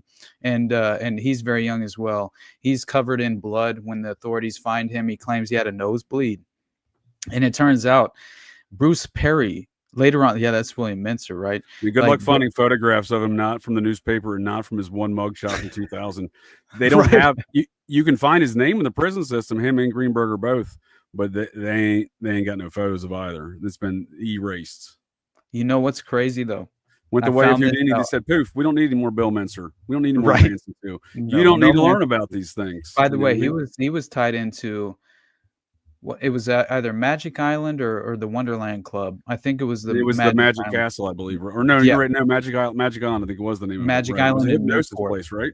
Yeah, in Newport Beach. This was a network where they were facilitating snuff films. Roy Radin apparently he ordered specifically the Stacy Moskowitz, I think, was the one that the son of Sam, David Berkowitz murders, that was ordered by Roy Radin for snuff film purposes, which was why the van was stationed outside of the murder scene, because they had a tripod in there and they were actually filming it for the Enterprise. And that's another facet of this, that again, snuff films, an urban myth, right? We're intended to believe that this is, which obviously at this point we all know these exist. And beyond that, man, North Fox Island proved, the Francis Sheldon Network, that they, you know, and John David Norman and the Odyssey Foundation, they were running, you know, the advertising the Delta Project, which was just another name for the Odyssey Foundation, John David Norman's network of abducting children and trafficking them for sexual abuse and ritualistic snuff murder and all of these various. More than that, even you think about potentially organ harvesting, which is something that I think people need to understand. You know, there you go. They're using the whole hog, aren't they? Exactly, it's the whole hog concept. Yeah, and so Arliss Perry's. I think you're spot on there. But if I may, Austin, if I may just redirect you back to Los Angeles and the trafficking of cocaine around Bob Cocaine Evans and Karen Greenberger, who now Bob pleads the fifth in the grand jury testimony, despite being the first witness called by the prosecution. Under advisement of Robert Shapiro, that is. This murder of Roy Radin occurs in '83, right? Mm-hmm. The trial they don't get popped until '88. Now this happens 6 months after somebody killed Karen Greenberger's husband, Larry Greenberger, on their porch in Lake Okeechobee, right? That death occurs 6 months after Larry Greenberger is identified in the federal court case against Carlos Lader, the co-founder with of the Medellin cartel with Pablo Escobar. Carlos Lader is the focus of the film Blow with Johnny Depp. Right? You tie all that into Barry Seal and it absolutely all ties in. But absolutely, so Cocaine Bob is doing process activity in Los Angeles. You know, the murder of Roy Radin, right? Where this dude Bill Mitzer's the hitman, right? And in prison today, right? Bob walks. He pleads the fifth and. He walked on cocaine trafficking. He walks on murder stuff. All of his indicted conspirators, they all went to prison for life, right? So, this is a year after the release of Dragnet. So, in the film Dragnet, that's Bill Mitzer. Then you have Jack O'Halloran here, right? They got him made up strikingly similar to Bill Mitzer. Jack O'Halloran's character is the driver and bodyguard for a pornographer. Bill Mitzer was the driver and bodyguard for a pornographer. Yes, Larry Flint. And that is so crazy. And it is all connected because when you're talking about Wayne Williams, his boss, Michael Thievis and whatnot, and a fellow by the name of Mitch Warbell, who kind of floats around that circle out there. He's everywhere. Mitch Warbell's murdered in Los Angeles 6 months before Roy Radin, apparently poisoned by Larry Flint's brother-in-law, allegedly. Yep. I'm telling you, man, like this is a network that, yes, it is far smaller in scope than I think people realize as far as the usual suspects. And that is why you can kind of tie a direct line into all these various scandalous cases that occurred around a similar time in American history, which very much seemed to spur a lot of the satanic panic, alleged mass hysteria, which was apparently unfounded, which obviously in my mind was just a natural reaction to true instances and examples of ritual occult murder and satanic ritual abuse, that has been proven to have existed. even looking at a finder's cult connection, the sacrifice of Henrietta and Igor, the goats that they sacrificed and had the children. Apparently, one of the children cut out baby goats out of the live goat's womb. That's some trauma right there, right? That'll induce some trauma. I think that's all part of MK Ultra. Has to be. You got to have that trigger to induce the trauma, right? It happens in varying ways and capacities. Yeah, like I said, Nexium was forcing folks to watch snuff films. That induces the trauma there. So you need that triggering device. But I like what you're saying. Also, I just want to see if I can go back here to.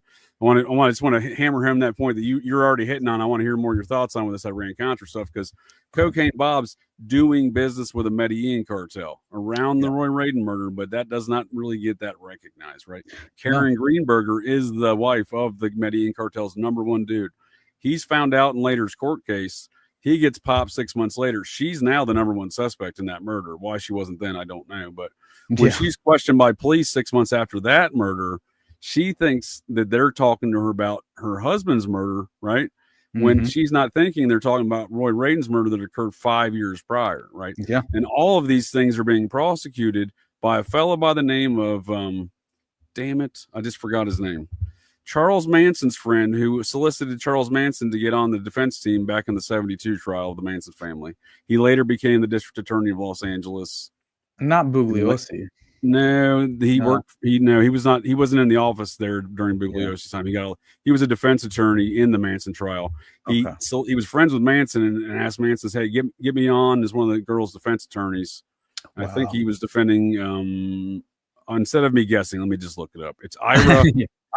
I get his name mixed up with that one serial killer from Philadelphia. Is it Ira Einhorn? Is it Ira Aker or something? Is that the name? Ira Reiner, former LA District Attorney Ira Reiner. So he was one of Manson's personal friends. Manson had a litany of weird friends, right? I guess, but absolutely. He was the Los Angeles city attorney from 81 to 84, and the district. He got elected district attorney from 84 to 92. So let's play a trivia game here this late in the show here, Austin. Keep everybody on their feet, including yourself. Can you name the weird parapolitical and/or satanic crimes that occurred in Los Angeles between the years of 1984 and 1992? Man, you don't have to name them all, but let's just take a couple stabs. I bet you can name some good ones. Finders, Franklin, McMartin, right? Specifically in Los Angeles County. So you got McMartin, specifically in Los Angeles. Okay, yep. McMartin. So under Charles Manson's friend's jurisdiction as the district attorney, right? You got McMartin that gets prosecuted, or does it, right? Because right. Interesting. I don't know. That was a big satanic panic. HBO made a movie. James Woods played in it. I think Oliver Stone directed it. They're like, hey, this is that helped fuel the satanic panic. Now, Presidio was, and it turns out McMartin wasn't bullshit, was it? Though, right? No, not at all. Yeah, and I think that even having the obviously we had the seismic survey and the underground,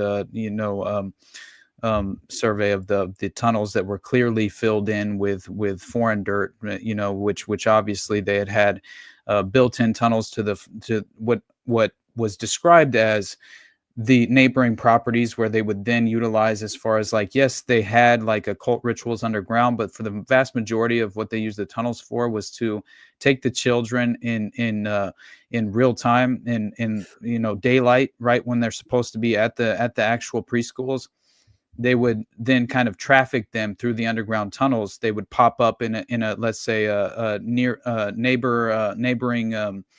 private residence. They would apparently there was a tunnel access to one of the garages where they would then be effectively trafficked through the neighboring community. And that is essentially what had happened to a lot of the individual children witnesses who claimed that they had definitely been trafficked at that time through neighboring garages that they had been apparently utilizing the tunnel system for. So that makes sense, especially considering what was the name of the Manhattan Beach investigator? Paul Bynum, I think was his name. And he basically went up there and to the Manhattan Beach McMartin preschool property and discovered all of these dead rabbit carcasses and dead turtles shells and all that had been essentially sacrificed.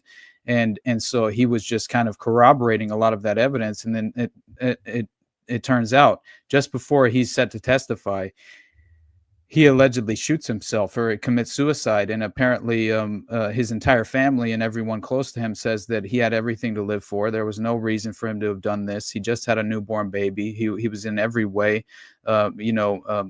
attempting to become a father, and very excited about this prospect. And Paul Bynum, it turns out that, what was on the initial and direct perpetrator's desk whenever they apprehended him and found raided his residence, on his desk were the actual investigative files of a Paul Bynum who had been executed, but obviously allegedly committed suicide, but was the key investigator who was going to testify and corroborate a lot of these child victims' witnesses' accounts. And so again, he had claimed that he had actually gone to the property, found that there were tunnel systems that had been filled in just recently, and that he had discovered actual carcasses of ritualistically murdered, rabbits and turtles. And again, he's discovered dead. And there are many other deaths that are connected into McMartin that happened at that very time. So that was a great explanation. You know where I learned about that McMartin stuff that you just described? When I first learned about that stuff was on the Opperman report, about those tunnels and the LiDAR reports and everything else. So once again, a nod to the Opperman report and the history of what Ed's brought to the table. So yeah, that's so like you're saying, a lot of that stuff was we had there's demonstrable evidence produced, some weird deaths, and yet yet HBO is telling everybody, well, no, that's fake news. That's satanic James panic. Wood's telling everybody, Oliver Stone's telling everybody. That didn't happen. Yeah, it was all satanic panic. Which Oliver Stone is such a strange suspect as far as like why he, I understand, like, he doesn't seem like he's operating in good faith at every instance in my mind. And then just like researching about what he had said to Howard Hunt when he was talking to him about doing the I think it wasn't the Nixon movie. I don't think it was. I think it was the JFK movie, but it might have been the Nixon movie when he had Howard Hunt that he brought in personally and asked him, how much would I have to pay you for you to just tell me the whole story? But still, I think that even what's his name, who played Jim Garrison in JFK, Kevin Costner. Yeah, Kevin Costner. I heard by St. John Hunt, who's Howard Hunt's son. I heard him say, now, of course, this is very much in my mind, obviously some bias information that as far as how it's coming toward. But again, how would you approach the son of Howard Hunt? I don't know. I mean, you would think you would be at least somewhat respectful if you're attempting to, kind of like. Well, if you want a legitimate response, you better be diplomatic about it, right? Exactly. And it seems like Kevin Costner was very much in his ego and also kind of like belittling St. John Hunt and kind of like putting Howard Hunt in a really difficult position.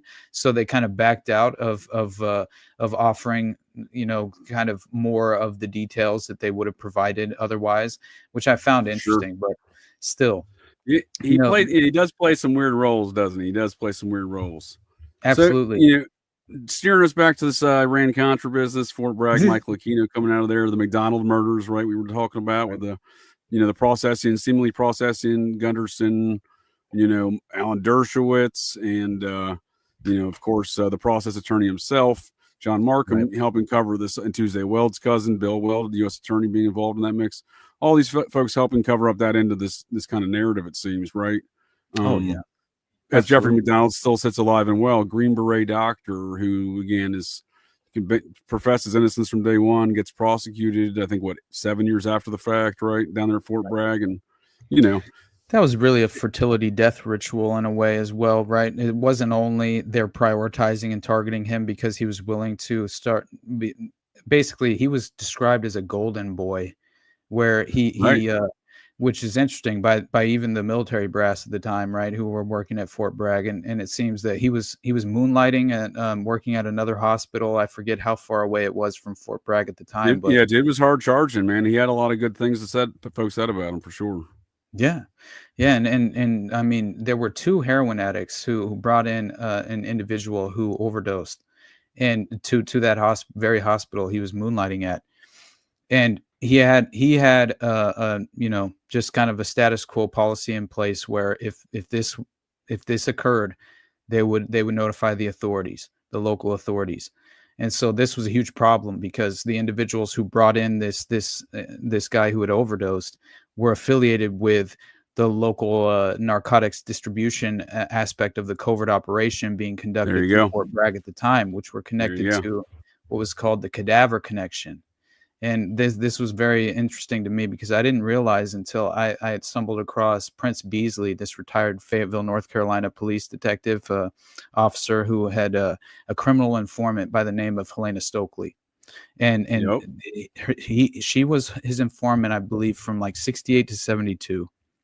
And she tells him that basically the drugs, mainly heroin, were being smuggled into the U.S. in the body cavities of these dead soldiers from Vietnam. And these drugs were being brought into the country in U.S. Army planes, and basically that there was a way that they would the tags that were on these coffins was how the individuals would actually who were the assets that were operating this, helping facilitate this domestic drug smuggling operation. Right. They would meet the coffins and effectively they would know which one were actually holding the heroin that were coming out of the Golden Triangle, but also Thailand, I think at the time as well. And so if I may interject there, Austin, these allegations around these same style of operations you're describing have been alleged around Minot Air Force Base and John Carr in the Son of Sam situation. Yep. Exact same thing. They said that, by the way, that's a crazy story because I discovered that what's her name? Donna Loria and Jody Valenti, the Bronx victims who were, so one of the possible motives for their target. Yeah. Do what? Nice. You're back. Good. One of the possible motives for the targeting of Donna Loria and Jody Valenti in the Bronx in 76 was basically because Loria was an ambulance technician who might have become aware of a drug ring involving the Nuganhan Bank that imported Golden Triangle heroin into the U.S. Are you serious? I swear to God. So I did not know that. I did not know that, sir.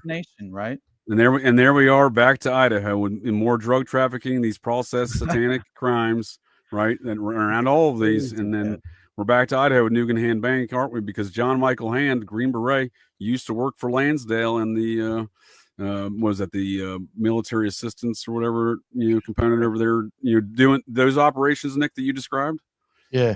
John Michael Hand was a major figure in those Lansdale operations you described. And then he would go on to, what did he do? He started a bank, the Nuganhan Bank, isn't that right, Austin? Yeah. And if you realize what was the Nuganhan Bank and what happened to it? So, this is crazy. So in 73, Frank Nugan and this Australian lawyer and Michael Hand, who's a former CIA contract operative, they established the Nuganhan Bank.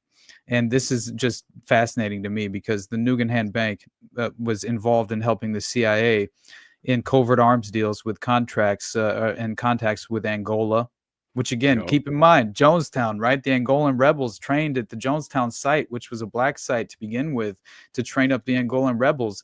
Operation Shalom. It's just ridiculous to me. And so again, we just have another perfect example of how Iran Contra was just a branch, kind of like it just evolved. It was already a playbook, very much, being utilized, and it effectively evolved over time and became Iran Contra, of course. But that was only a window into one of the scandals that it really was. There you go. Kind of, we see it erupt to the surface and we call it an Iran Contra. We think we understand it, but what you're describing is we don't have a fucking clue. Because it's still going on today, right? So the elements you're describing: Fort Bragg, special forces, money laundering, large-scale drug trafficking, right? Probably some gun trafficking, maybe some human stuff there in the mix.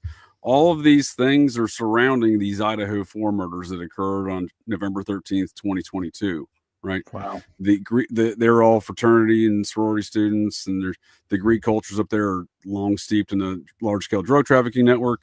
I would allege they were possibly laundering their money at a FTX-owned small rural bank where oh my God, where they were washing the money cash for crypto, right? So Sam Bankman-Fried partnered up with Sam Bankman-Fried files bankruptcy on November 11th. You mean Diddy's cellmate? Diddy, well, you're about to get us lost in it. I will go for another hour on these connections with Diddy, Sam Bankman-Fried, the same attorneys, the one of the lawyers prosecuting the case that used to work for the now University of Idaho president for this weird firm that was doing the merger between Binance and FTX that fell out on November 9th. And then on November 11th, FTX files bankruptcy, emergency bankruptcy. The whole world finds out that they bought this small rural bank. Everyone loses their shit, in any regulatory position. The bank seized 6 weeks later for money laundering. His partner in that bank is a creepy French fella out of the Bahamas and a different bank. He's got direct connections back to BCCI and the Iran Contra. There you go, brother. That's not the only Iran Contra scandal connected to Idaho, though. I'll give you another one in a second. So that creepy French fella also invented the cartoon Inspector Gadget. Wow. I still think that that Inspector Gadget might possibly be who was that MK Ultra scientist? Gottlieb. Oh, really? I didn't know that. Okay. Yeah, because Gottlieb had a daughter named Penny, I think.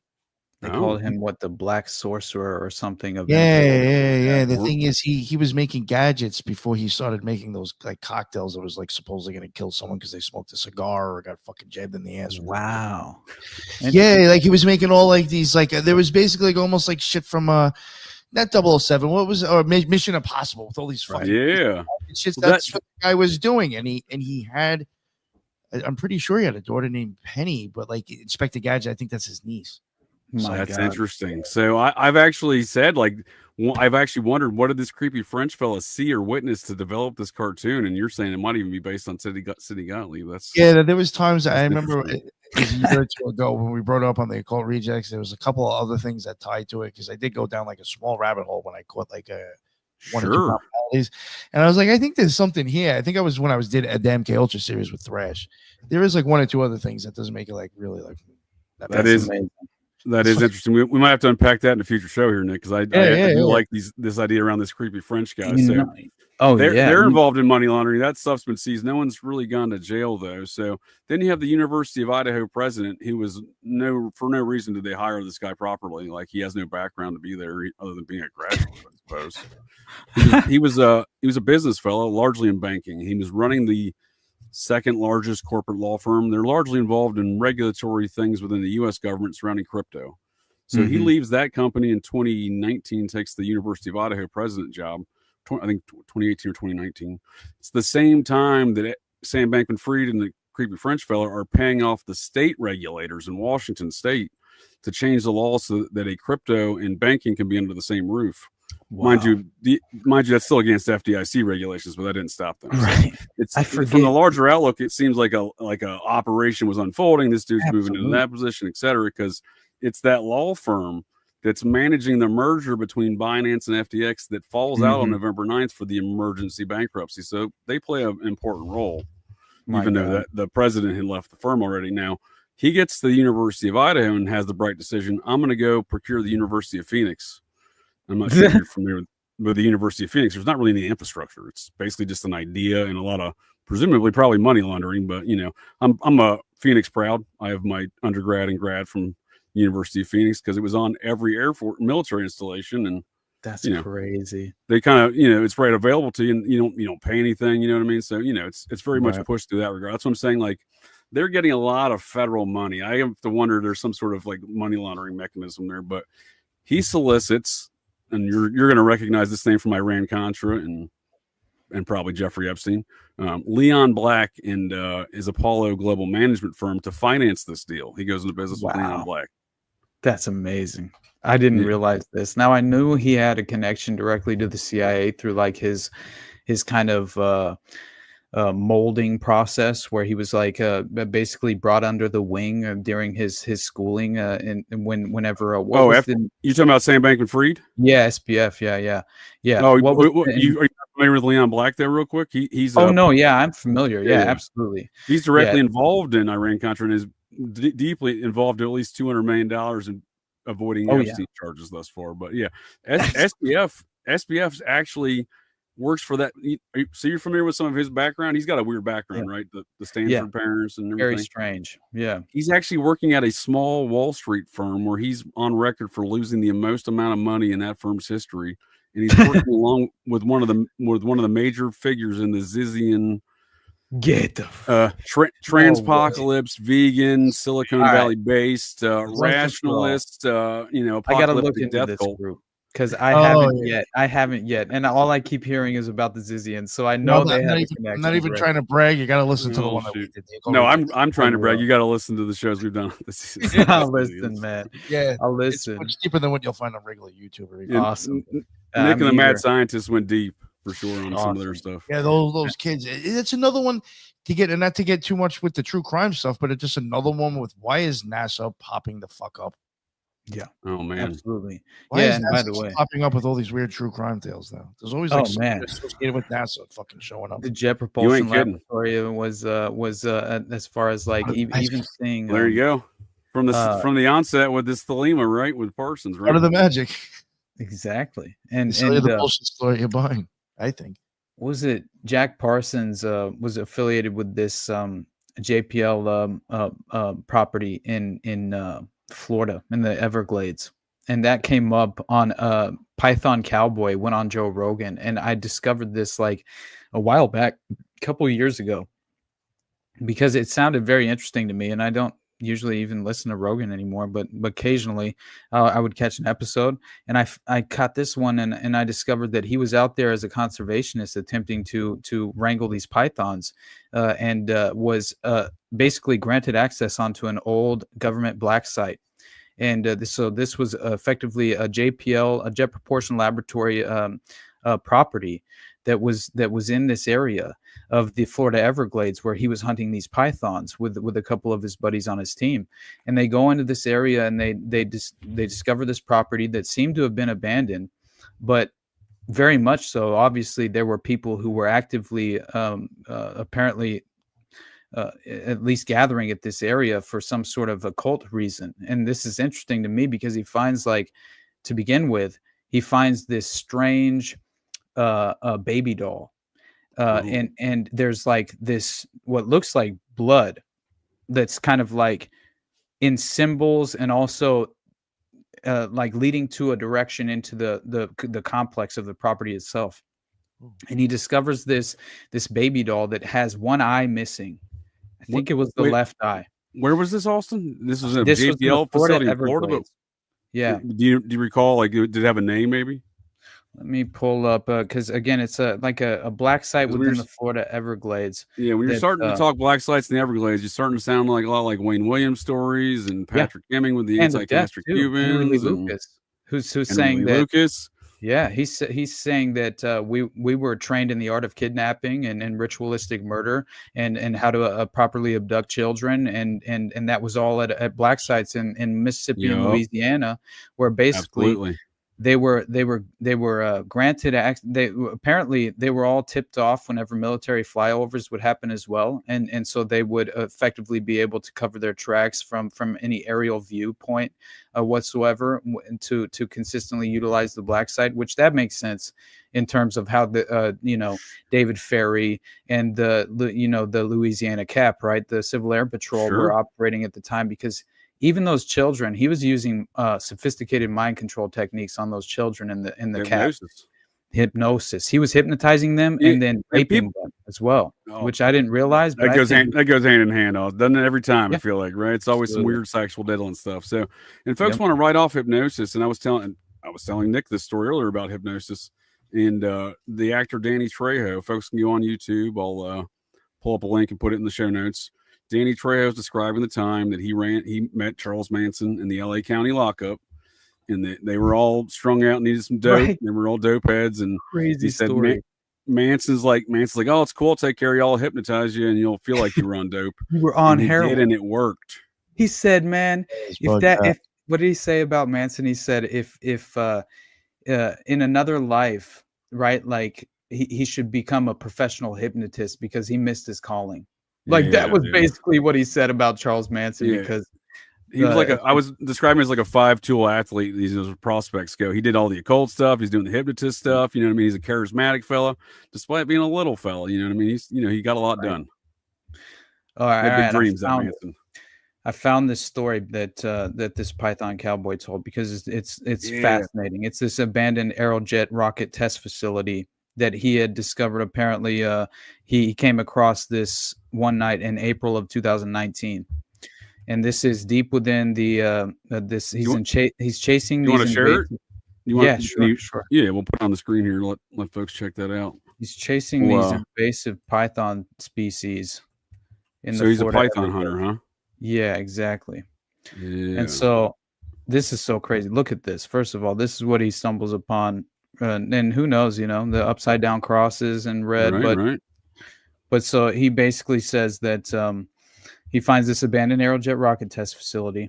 And then essentially he discovers that an interesting snake still alive that is on this baby doll. I need a picture of the baby doll because it's super creepy, man.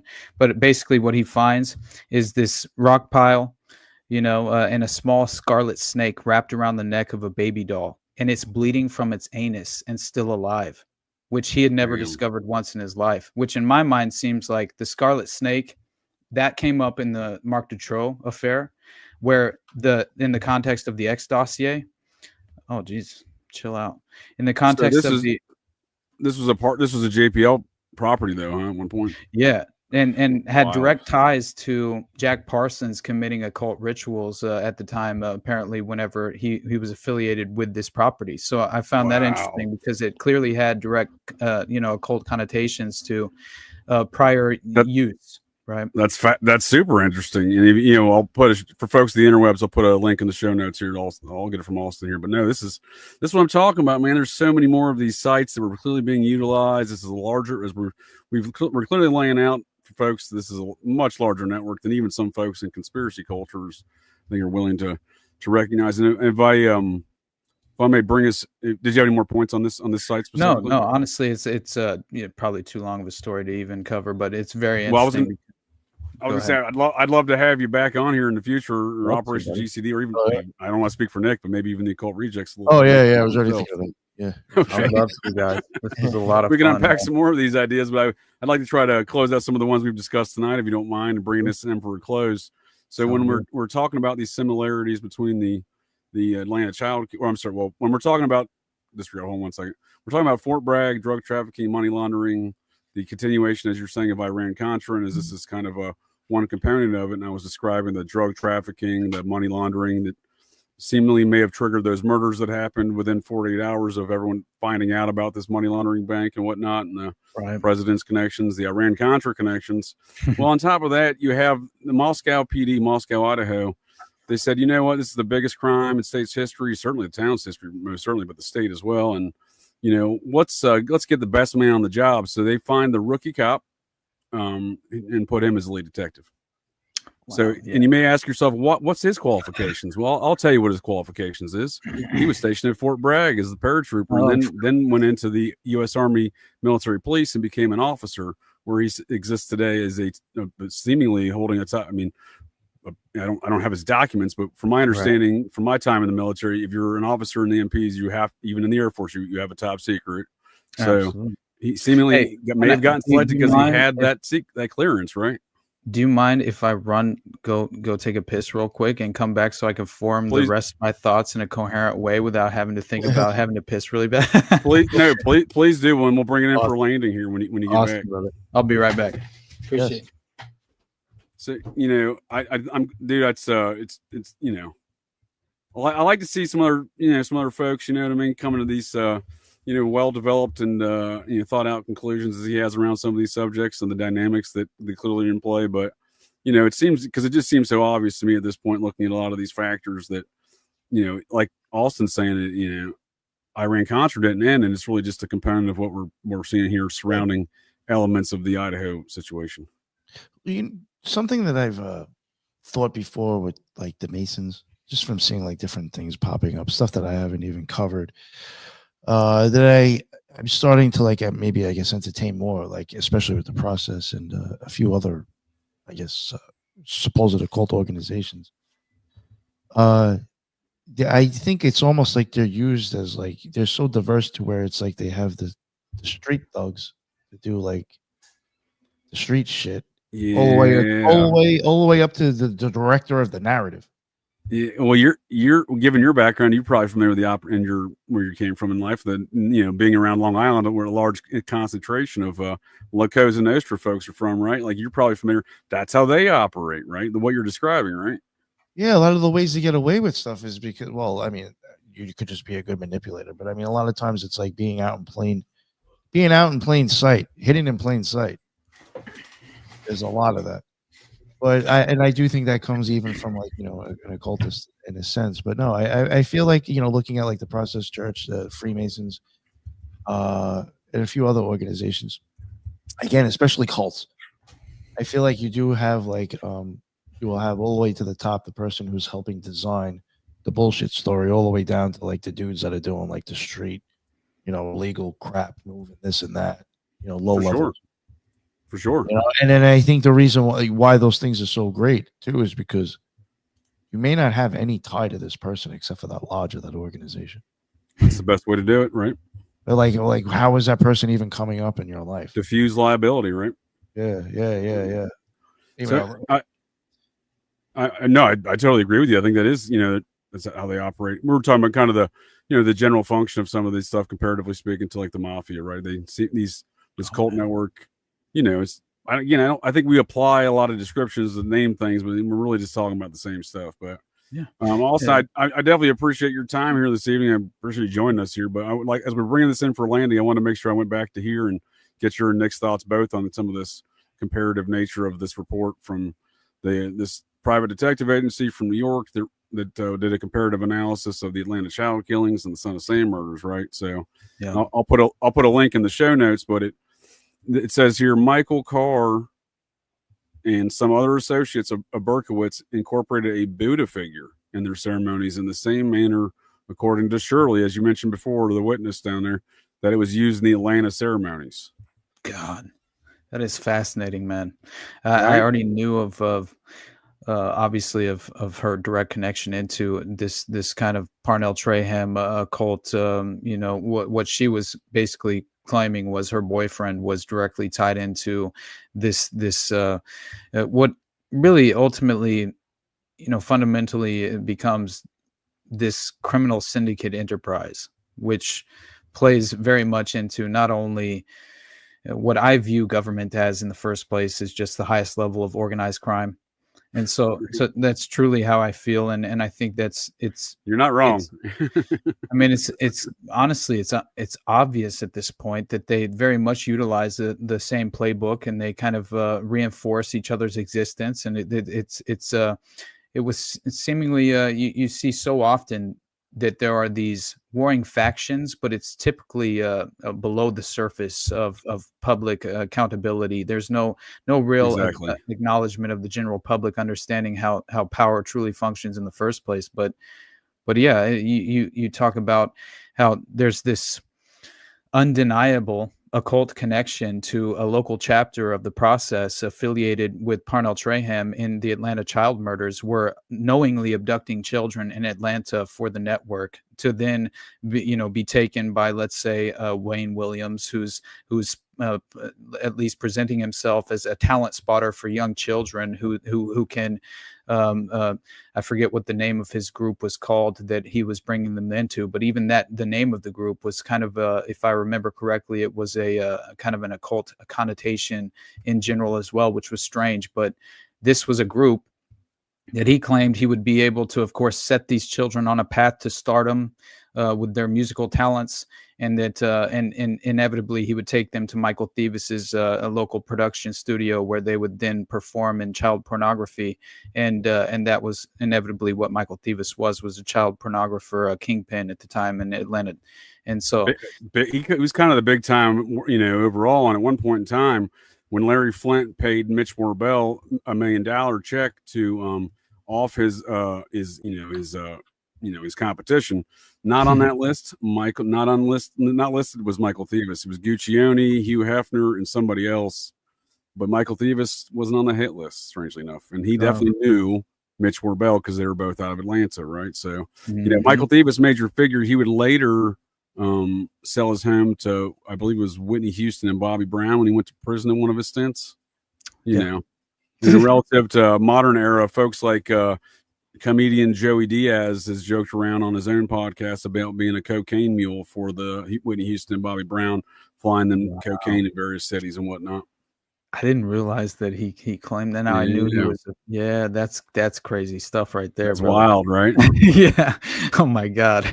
I know that, just as far as the they're kind of the modern day like tie in to the BCCI Iran Contra scandal that's still effectively taking place this very moment.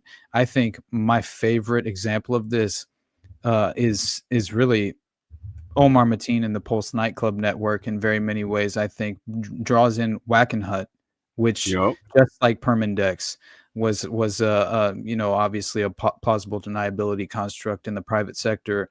And if you consider the Arliss Perry murder that we were just discussing earlier, her husband, Bruce Perry. Now, I didn't realize this. He happens to be the psychiatrist in charge of treating the children at Waco. Yes, sir. And it was even crazier than that. If you look into this guy's background, it turns out that apparently Bruce Perry was also, he served as an expert witness in all of these insane scandals involving these traumatized children, including Columbine High School massacre, Oklahoma City bombing, Waco, the YFZ ranch custody cases, and the Mormon fundamentalists. Let's not, the Jeffs. Let's not sleep on that situation. That's a fucking strange one, right? No, so it's weird that he's involved in all these things, right? It's very bizarre, very bizarre, especially given where he came from with the. Exactly. He's there at the Perry murder, right? He should have been considered a suspect. Man. He wasn't. Right. They had just had a fight as well, which is very strange, but very strange. You look at the execution of Roy Radin happened on Friday the 13th, right? 13 bullets to the back of the head. A Bible left near his body, open to a passage from the book of Isaiah, chapter 22, which reads in part, "Let us eat and drink, for tomorrow we shall die." And it gets so much. There's some Christian stuff mashed in there. You're identifying right within that ritual human sacrifice, and then we got a report here saying they're doing mashing together Buddhist stuff in the mix, right? Yeah. Oh, they do say they're in the OTO. They still say you'll eat and feast for death. Man, so this kind of works within the framework of your understanding within Thelema, this incorporation of Buddhist stuff. Yeah, well, I also think Thelema ripped off Catholicism and the Bible anyways. Interesting. Okay. Ideological deception at every level, right? It's like I feel like they attempt to infiltrate presiding ideologies, whether they were manufactured to begin with or not. I don't know which one, obviously. Sure. But it's what came first, Bill Clinton or the blue dress, right? Yeah, exactly, right. But I mean, and even then, the Royal Institute of International Affairs and the Committee of 300 and the Club of Rome, and how basically Bill Clinton was chosen as just like Jimmy Carter was, right? Jimmy Carter allegedly just a dipshit peanut. I don't know. It's very, very. He wasn't allegedly. He was a dipshit peanut farmer from Georgia. I think that's exactly. I think he was the Lodge of Georgia or whatever. They're the whatever they call their top Freemason. They're in the Grand Lodge of the state. Exactly, man.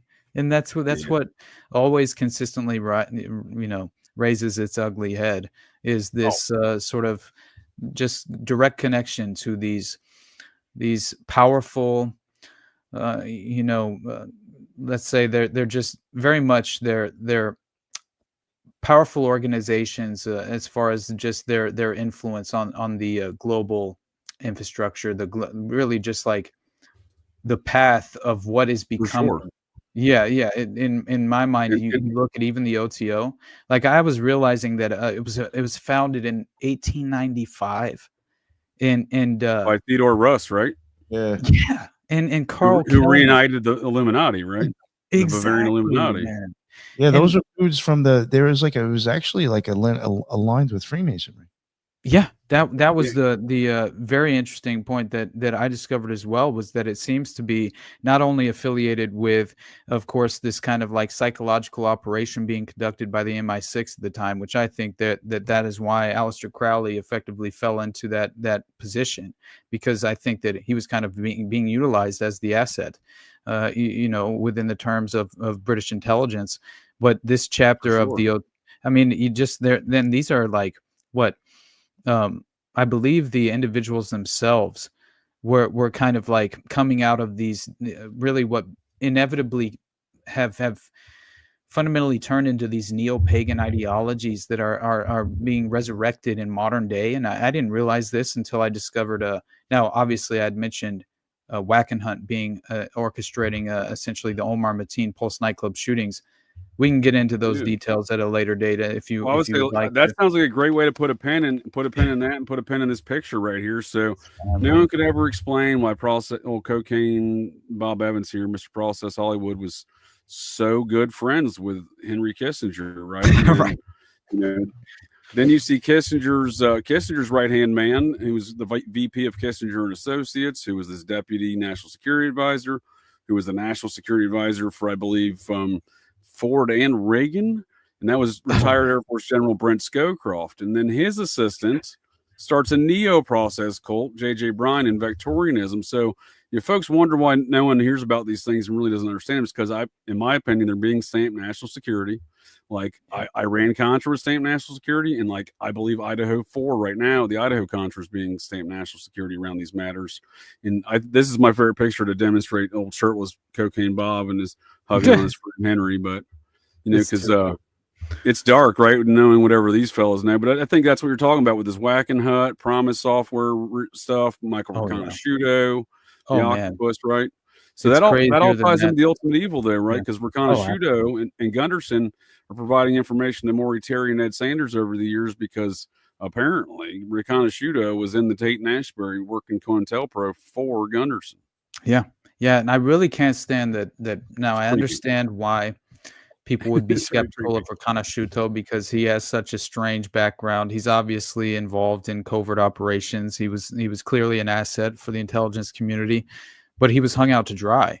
And I think so many of them are effectively hung out to dry because, when they are framed for domestically trafficking heroin, right? Like a Riconosciuto who's like, yeah, I was doing it for the CIA, right? And then right. Yeah, when he gets underwater LSD labs, dude. I mean, this dude's advanced. He's no rookie.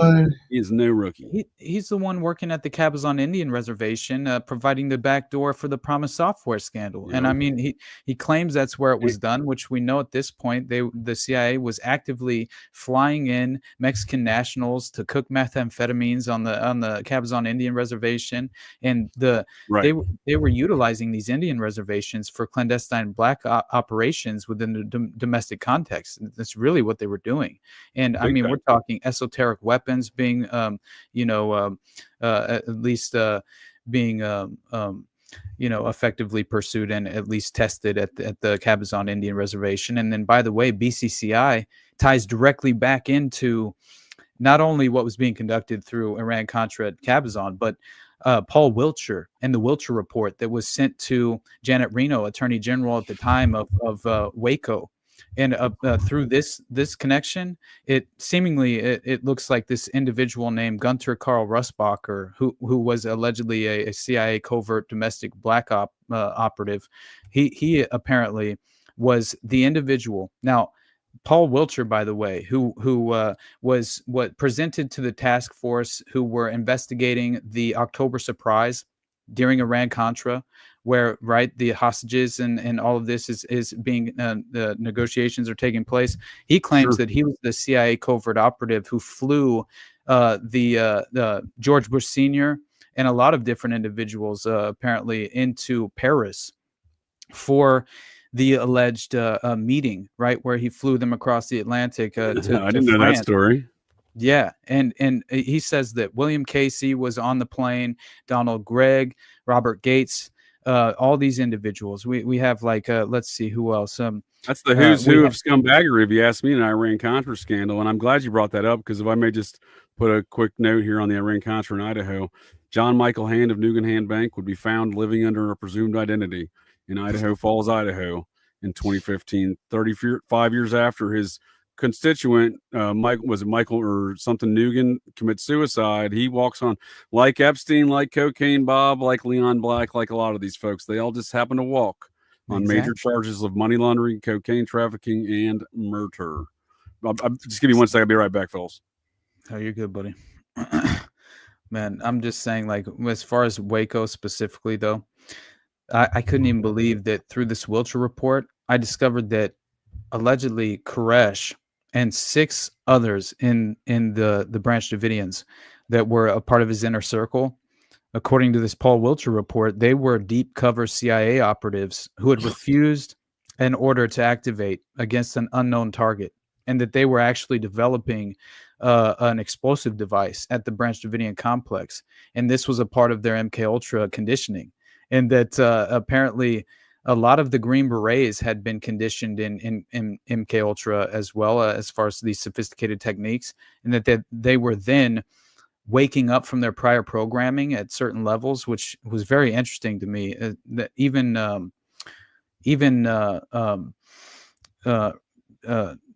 Ruby Ridge, right? Randy Weaver, even Randy Weaver, back to Idaho. Yeah, even he was mentioned as potentially being basically conditioned in these mind control techniques, and then that due to his wife Vicky, he was waking up to these prior conditioning techniques and his prior programming, and therefore she became the priority target whenever they went up to Ruby Ridge, was because he was effectively rejecting his programming of apparently committing some sort of domestic terror operation, which they could drive to kind of exploit in terms of PATCON, which was just kind of the right-wing COINTEL program that was being ran at the time, kind of staging OKC, which obviously, led to kind of the what was the initial legislation that became the precursor to the Patriot Act, obviously. But within the context of 1995 legislation presented by Joe Biden. Exactly. Yeah. And it turns out that Terror Act, right? And if I may just one note, if I may, you're blowing up my brain all here, Austin. And we're still almost 3 hours in. You're still successfully doing that. So when you're considering, because I as much as I've thought about Idaho Contra and all these other weird activities around the situation, I just right now when you're talking, I just considered John Michael Hand, former Green Beret, Weaver, former Green Beret. They're both in Idaho. Like, you're going to tell me these folks aren't communicating or somehow interacting with one another, right? Exactly. Yeah, it's hard to imagine that they wouldn't be, and right. Especially how, again, this is a subset. This is a very small portion that people don't realize is it's an exclusive community of individuals, right, who are very well trained, and I think understanding what Tim. Yeah, and Tim McVeigh said the same thing as far as the Green Beret training, that most of the Special Forces operatives within the context of this elite group of Green Berets were definitely forced to go through this mind control, sophisticated programming techniques, and that was requirement as part of their training. Exactly, that's what they said, and so makes a lot of sense to me, and for. Again, this Wiltshire report, which came in 3 separate parts, that claims that David Koresh was a sleeper who had been subjected to extensive CIA mind control training and programming, and that apparently Waco was a major center for such CIA mind control experimentation and programming, with much of this activity occurring at the CIA's Leadership Management Institute in Waco, the LMI. And I'm gonna have to ask you to cease and desist and blowing up my brain hole at the moment, sir, because you're one of the few, if not the only one, that wants to bring up weapons trafficking around the Waco situation. Because that's what I've looked at what those Branch Davidians were doing. They were selling a lot of guns. Oh yeah, they were. Absolutely. Right? They're selling my fucking gun shows, weren't they? You can tell me Christ stuff all day long. You say, the government never reached. These people either were in bed with the government trafficking weapons in and around this Iran Contra stuff, or what were solid or witnessed it. And I say that to make this point. The main weapons, small arms weapons depot in Iran Contra was being run out of a place called Camp Bullis. Wow. It's an Air Force training installation in the outskirts of San Antonio, Texas. Yep. That is so crazy. Not that far south from Waco. If you want to go to and from the border, perfect pit stop. Exactly. And also, you know what else was named within the context of this? Not only the CIA was utilizing the LMI in Waco, but they named in this report Salt Lake City, Utah, Provo, Utah, Logan, Utah, and Boise, Idaho. Get out of town, dude. Come on now. I swear, come on now, dude. You just identify, and Nick lit up because we've talked about all these locations relative to the Idaho Contra stuff. So that's what I'm saying. You just hit on a lot of targets there, man. I'm gonna have to ask you for a copy of this report. I'll send it to you. Sure.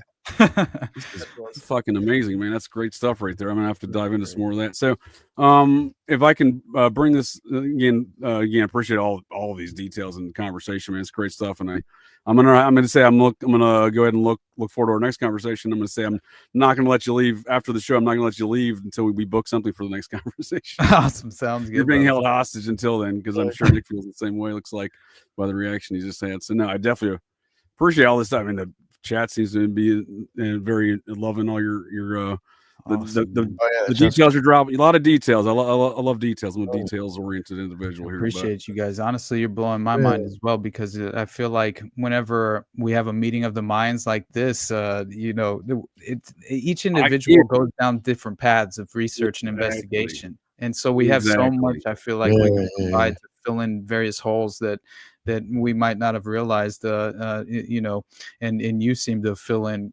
quite a few different holes and within the context of the puzzle pieces that I'm considering in this wider network that seems to be well established and very much connected, right? So I'm down, brother. So when you're talking Timothy McVeigh, we're talking Iran Contra, we're talking about the use of flying drugs into this country. Now folks may not realize this, his sister did it. Do you familiar with this document? His sister's deposition regarding these matters? Yep.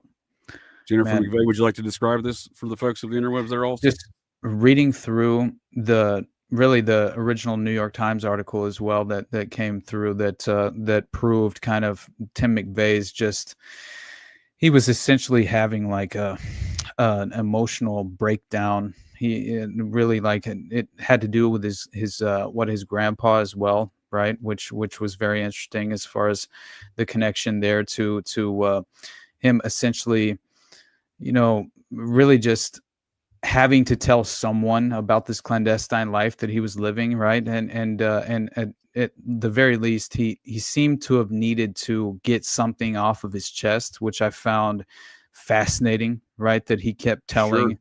At least attempted to tell some people, even his mom and sister, right after the fact, claimed that they were being surveilled very heavily, right, within the context of the federal agents who were obviously affiliated with attempting to keep this all undercover, facilitate the cover up, right, in many different ways.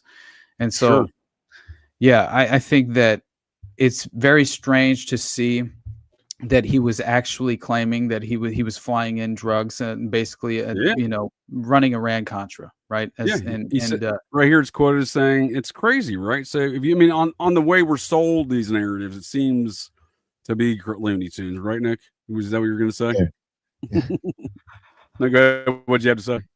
Oh, nothing. No, I was actually just sitting up to.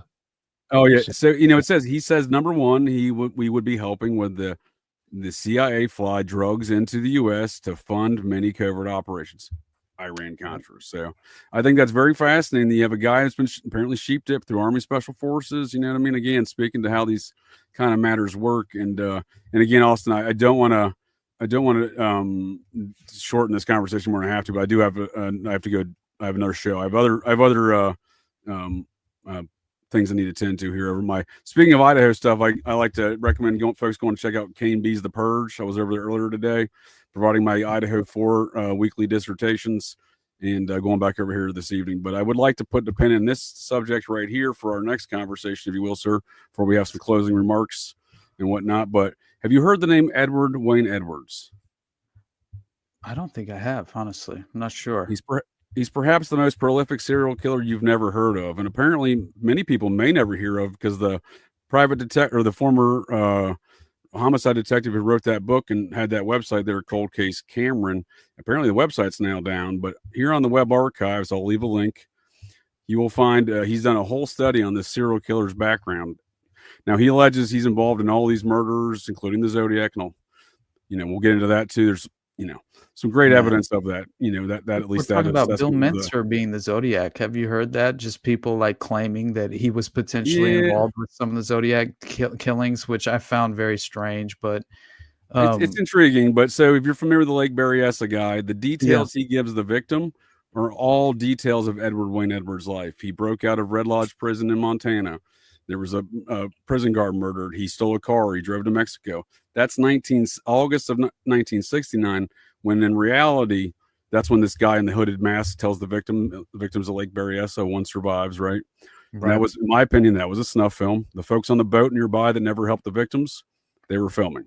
So the reason why during the daylight you have a giant knife and a mask, because you want to obscure the man's identity and you need to be able to see the weapon from a distance. That's fascinating, man. And now I know that Detective James Rothstein claims that not only Jeffrey Dahmer, but the Zodiac was directly tied into obviously the Son of Sam killings, which he claimed the process was, the coalescing organization that drew them all together, which that's perfect. And in my mind, it makes a lot of sense. But what do you think about the Zodiac just being, like many of these cases, kind of not responsible for as many of the deaths that they claim? And obviously it was some sort of potentially targeted assassinations, executions, ritual snuff murders as well. But obviously they're pursuing the same you just identified it, man. It's the same MO, right? We've been discussing. It's the whole hog approach. It's a team of killers. It's not one killer.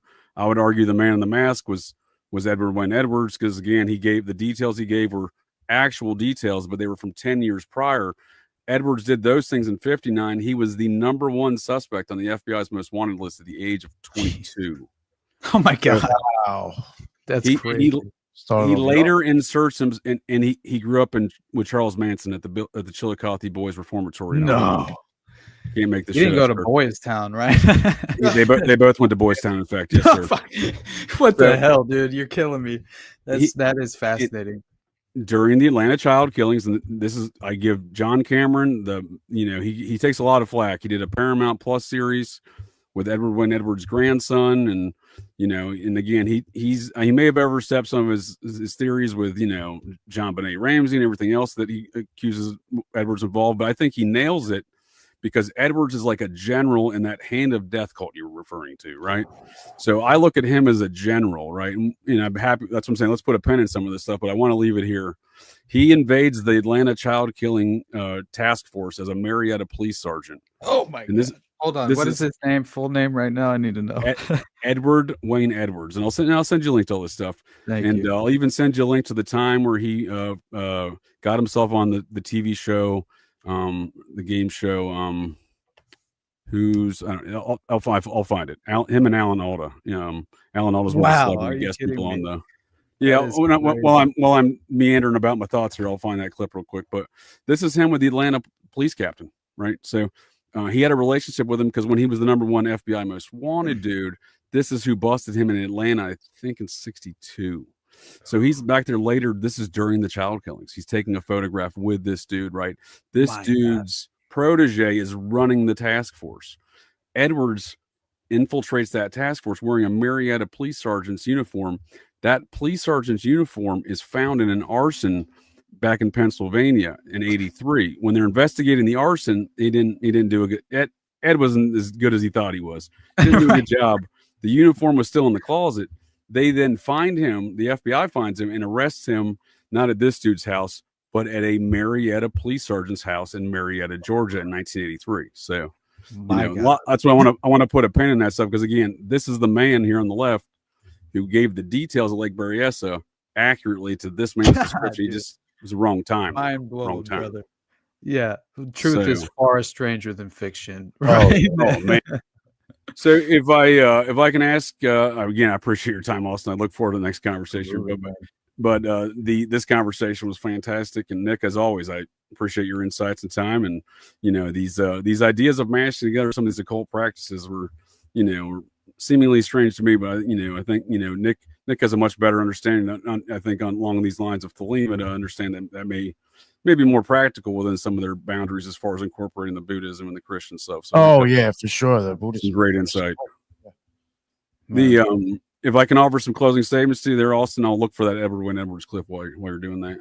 Awesome. Yeah. And I'll send you those at least a few of the sources that I was utilizing earlier that you had asked for, because again, it's like anytime we can kind of, bridge the gaps and attempt to at least coalesce and bring these thoughts together and fill in these various holes and again, provide the puzzle pieces necessary to understand in a better, more conceptual way.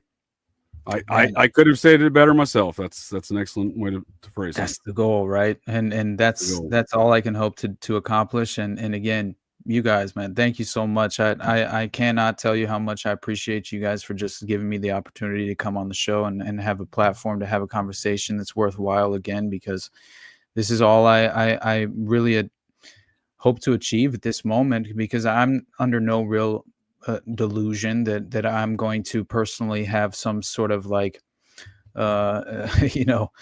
a profound impact on the way society is heading. It's like sure. I'm not at all, but I do have an objective in mind, and that is just to spend my time, pursuing these avenues of interest that will hopefully provide more of a conceptual understanding of and a far more plausible alternative version of history and reality as we face it today in modern terms. And I think that much of this has been through the occult lens, utilized to deliberately deceive us into falling into traps ideologically and facilitating the very system as it is currently structured. And so anytime we can kind of like pierce through that veil and provide a window into the that this sort of psychological covert, it's a psyop, but cultural engineering as well, like social engineering, cultural creation. That's the process, right? Social turbulence, the paper written by Eric Trist or Alan Trist. Alan right. Trist. Yeah. One was the dad who came over to him, who was from the Tavistock founder, who wrote the Social Turbulence paper, which seems to be what the purpose of the process is. And then he just happened to come to America at the same time as the process and go to UCLA and work with Louis Jolyon West. Of course. Yeah, which, by the way, he has files on the Waco incident as well. And it turns out that he's implicated as potentially being involved in treating David Koresh at a certain point. So I'm not sure. I still haven't found like direct corroboration as far as the evidence is concerned to prove that out. But I know that when they raided his files at UCLA, the Waco children were a huge part of one of those files. And even in the finders, right? What did they find? Peer-to-peer communication network and a computer system set up, private computer nodes set up in 1987. This is unprecedented in many ways. Set up in communication with an asset in the Chinese embassy to procure children. Yes, from the Chinese embassy. It's a dark consideration to consider where that may have evolved to, since it goes unchecked, right? But I totally agree with you on the concepts of working and interchange of ideas and working with folks, and I greatly hope you'll join us again on future conversations here on Fridays, the OperationGCD live, and of course Nick will have both of us maybe over there in the Occult Rejects. We can have some Occult Rejects assaults on these topics. I'm obviously being facetious, Nick, but man, again, thank you both. Honestly, I appreciate you both, and it's nice to officially meet you guys. And again, this was a very, very easy conversation. I feel like it flowed very well. And you guys are easy to talk to, and I can't thank you enough again, man. Appreciate you guys. No, thank you for coming on, man. That was fucking amazing. So I'll have your links in the show notes. Do you have any plugs here before we depart? And I'll Nick, and obviously, obviously before Nick and I make some statements. But yeah, do you have any last plugs there, Austin? Really, the best place to find me is the Underclass podcast. I think the best place to support me, if anything I've ever said has resonated with you enough, and you have the means available to send anything my way, then of course patreon.com/the-underclass podcast, the best place. I at least have some sort of incentive in place as well for any sort of supporters that that want to, at least kind of like, I think it's interesting. Well, first of all, I have a paywalled show called Whatever This Is with Brad Binkley and Sam Tripoli. And that has been like an extraordinary blessing because, again, they're both people that I admire and I think are willing to have objective and open-minded conversations and consider new ideas. And again, anytime that you have the ability to pursue this in that fashion, then I feel like that is the divine path of some kind, right? I'm not sure exactly how to explain it, but that's how it feels. No, I like the way, I like your style there, sir. I like the way you think. Thank you, brother. But yeah, again, thank you guys so much, and that's basically my plugs, and I appreciate you guys. So I'm eager to have another conversation. So we'll get that scheduled for sure. For sure, dude. For sure. Nick, greetings, sir. I always appreciate our Fridays. I always have a good time. Look forward to these things. I learn new things every week. This week, perhaps I learned way more than I even expected. So that much I appreciate as well. Thank you, man. Me too. Any closing comments or plugs you got there, Nick? No, just anything. Tomorrow we're going live with Ryder Lee at I think 12 or something around there. I don't know. You'll see when I make the live to talk about Virginia Guffrey. And then Sunday, we got a bunch of us going on. Donald Ferguson is a fan or listener is coming on to blow our minds with some stuff. I think people will really, really enjoy it. I think I'm going to have Ricardo there and Lisa. So I'm going to have those two brains as well joining Donald. So it should be pretty mind melting. So definitely check this out Sunday. And that's about it. Thank you both, man. Austin, thank you so much. That was like fucking a lot of information. Thank you, bro. That's and I appreciate both of you, gents. Pretty fucking crazy. What's that? I said you remember him, but just as much as JJ does. That's pretty fucking crazy. I like the details, friend. I like the details, and I appreciate both your gents' time and conversation, and the folks of the interwebs as well. And I just have a quick parting words, and that is check out Operation GCD Sundays this Sunday at 8 p.m. Eastern Time. Oh, that's next Sunday. This Sunday at 8 p.m. Eastern Time on my Patreon. On links in the show notes here. The Curse of Robert the Doll. I mean, I guess technically I call this the Curse of Buffalo Jared Revisa, but this is far more targeted and far less mystical, but equally as scary. So, and where we'll pick up on the next one there, Austin, is Edward Wayne Edwards. And let me just show you this brief clip. Let's see it. Of his appearance in 1972 on the game show To Tell the Truth. Right? That's kind of a oxymoron. Yeah. Number one, what is your name, please? My name is Ed Edwards. Number two. My name is Ed Edwards. Number three.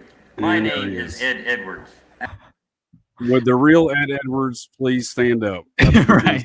So, we'll definitely have to dive into that. I've been fascinated with Edward Edwards for years now, so it's something I enjoy, and certainly happy to share it with the rest of the conspiracy culture when we're not, when he hits so many of these different categories amongst so many of these things, and somehow still goes largely undetected. But awesome conversation, and folks in the interwebs want to check out some Idaho 4 stuff tonight. I'm heading over to Kane B's The Purge, and Austin, if you feel like getting into some Iran Contra, Idaho Contra type conversations, you're welcome to join us over there. I want to invite you on the host part, Kane, but I be happy to because he would love the conversation if you join us. And Nick, as always, I hope to see you there. Yeah, I'll try.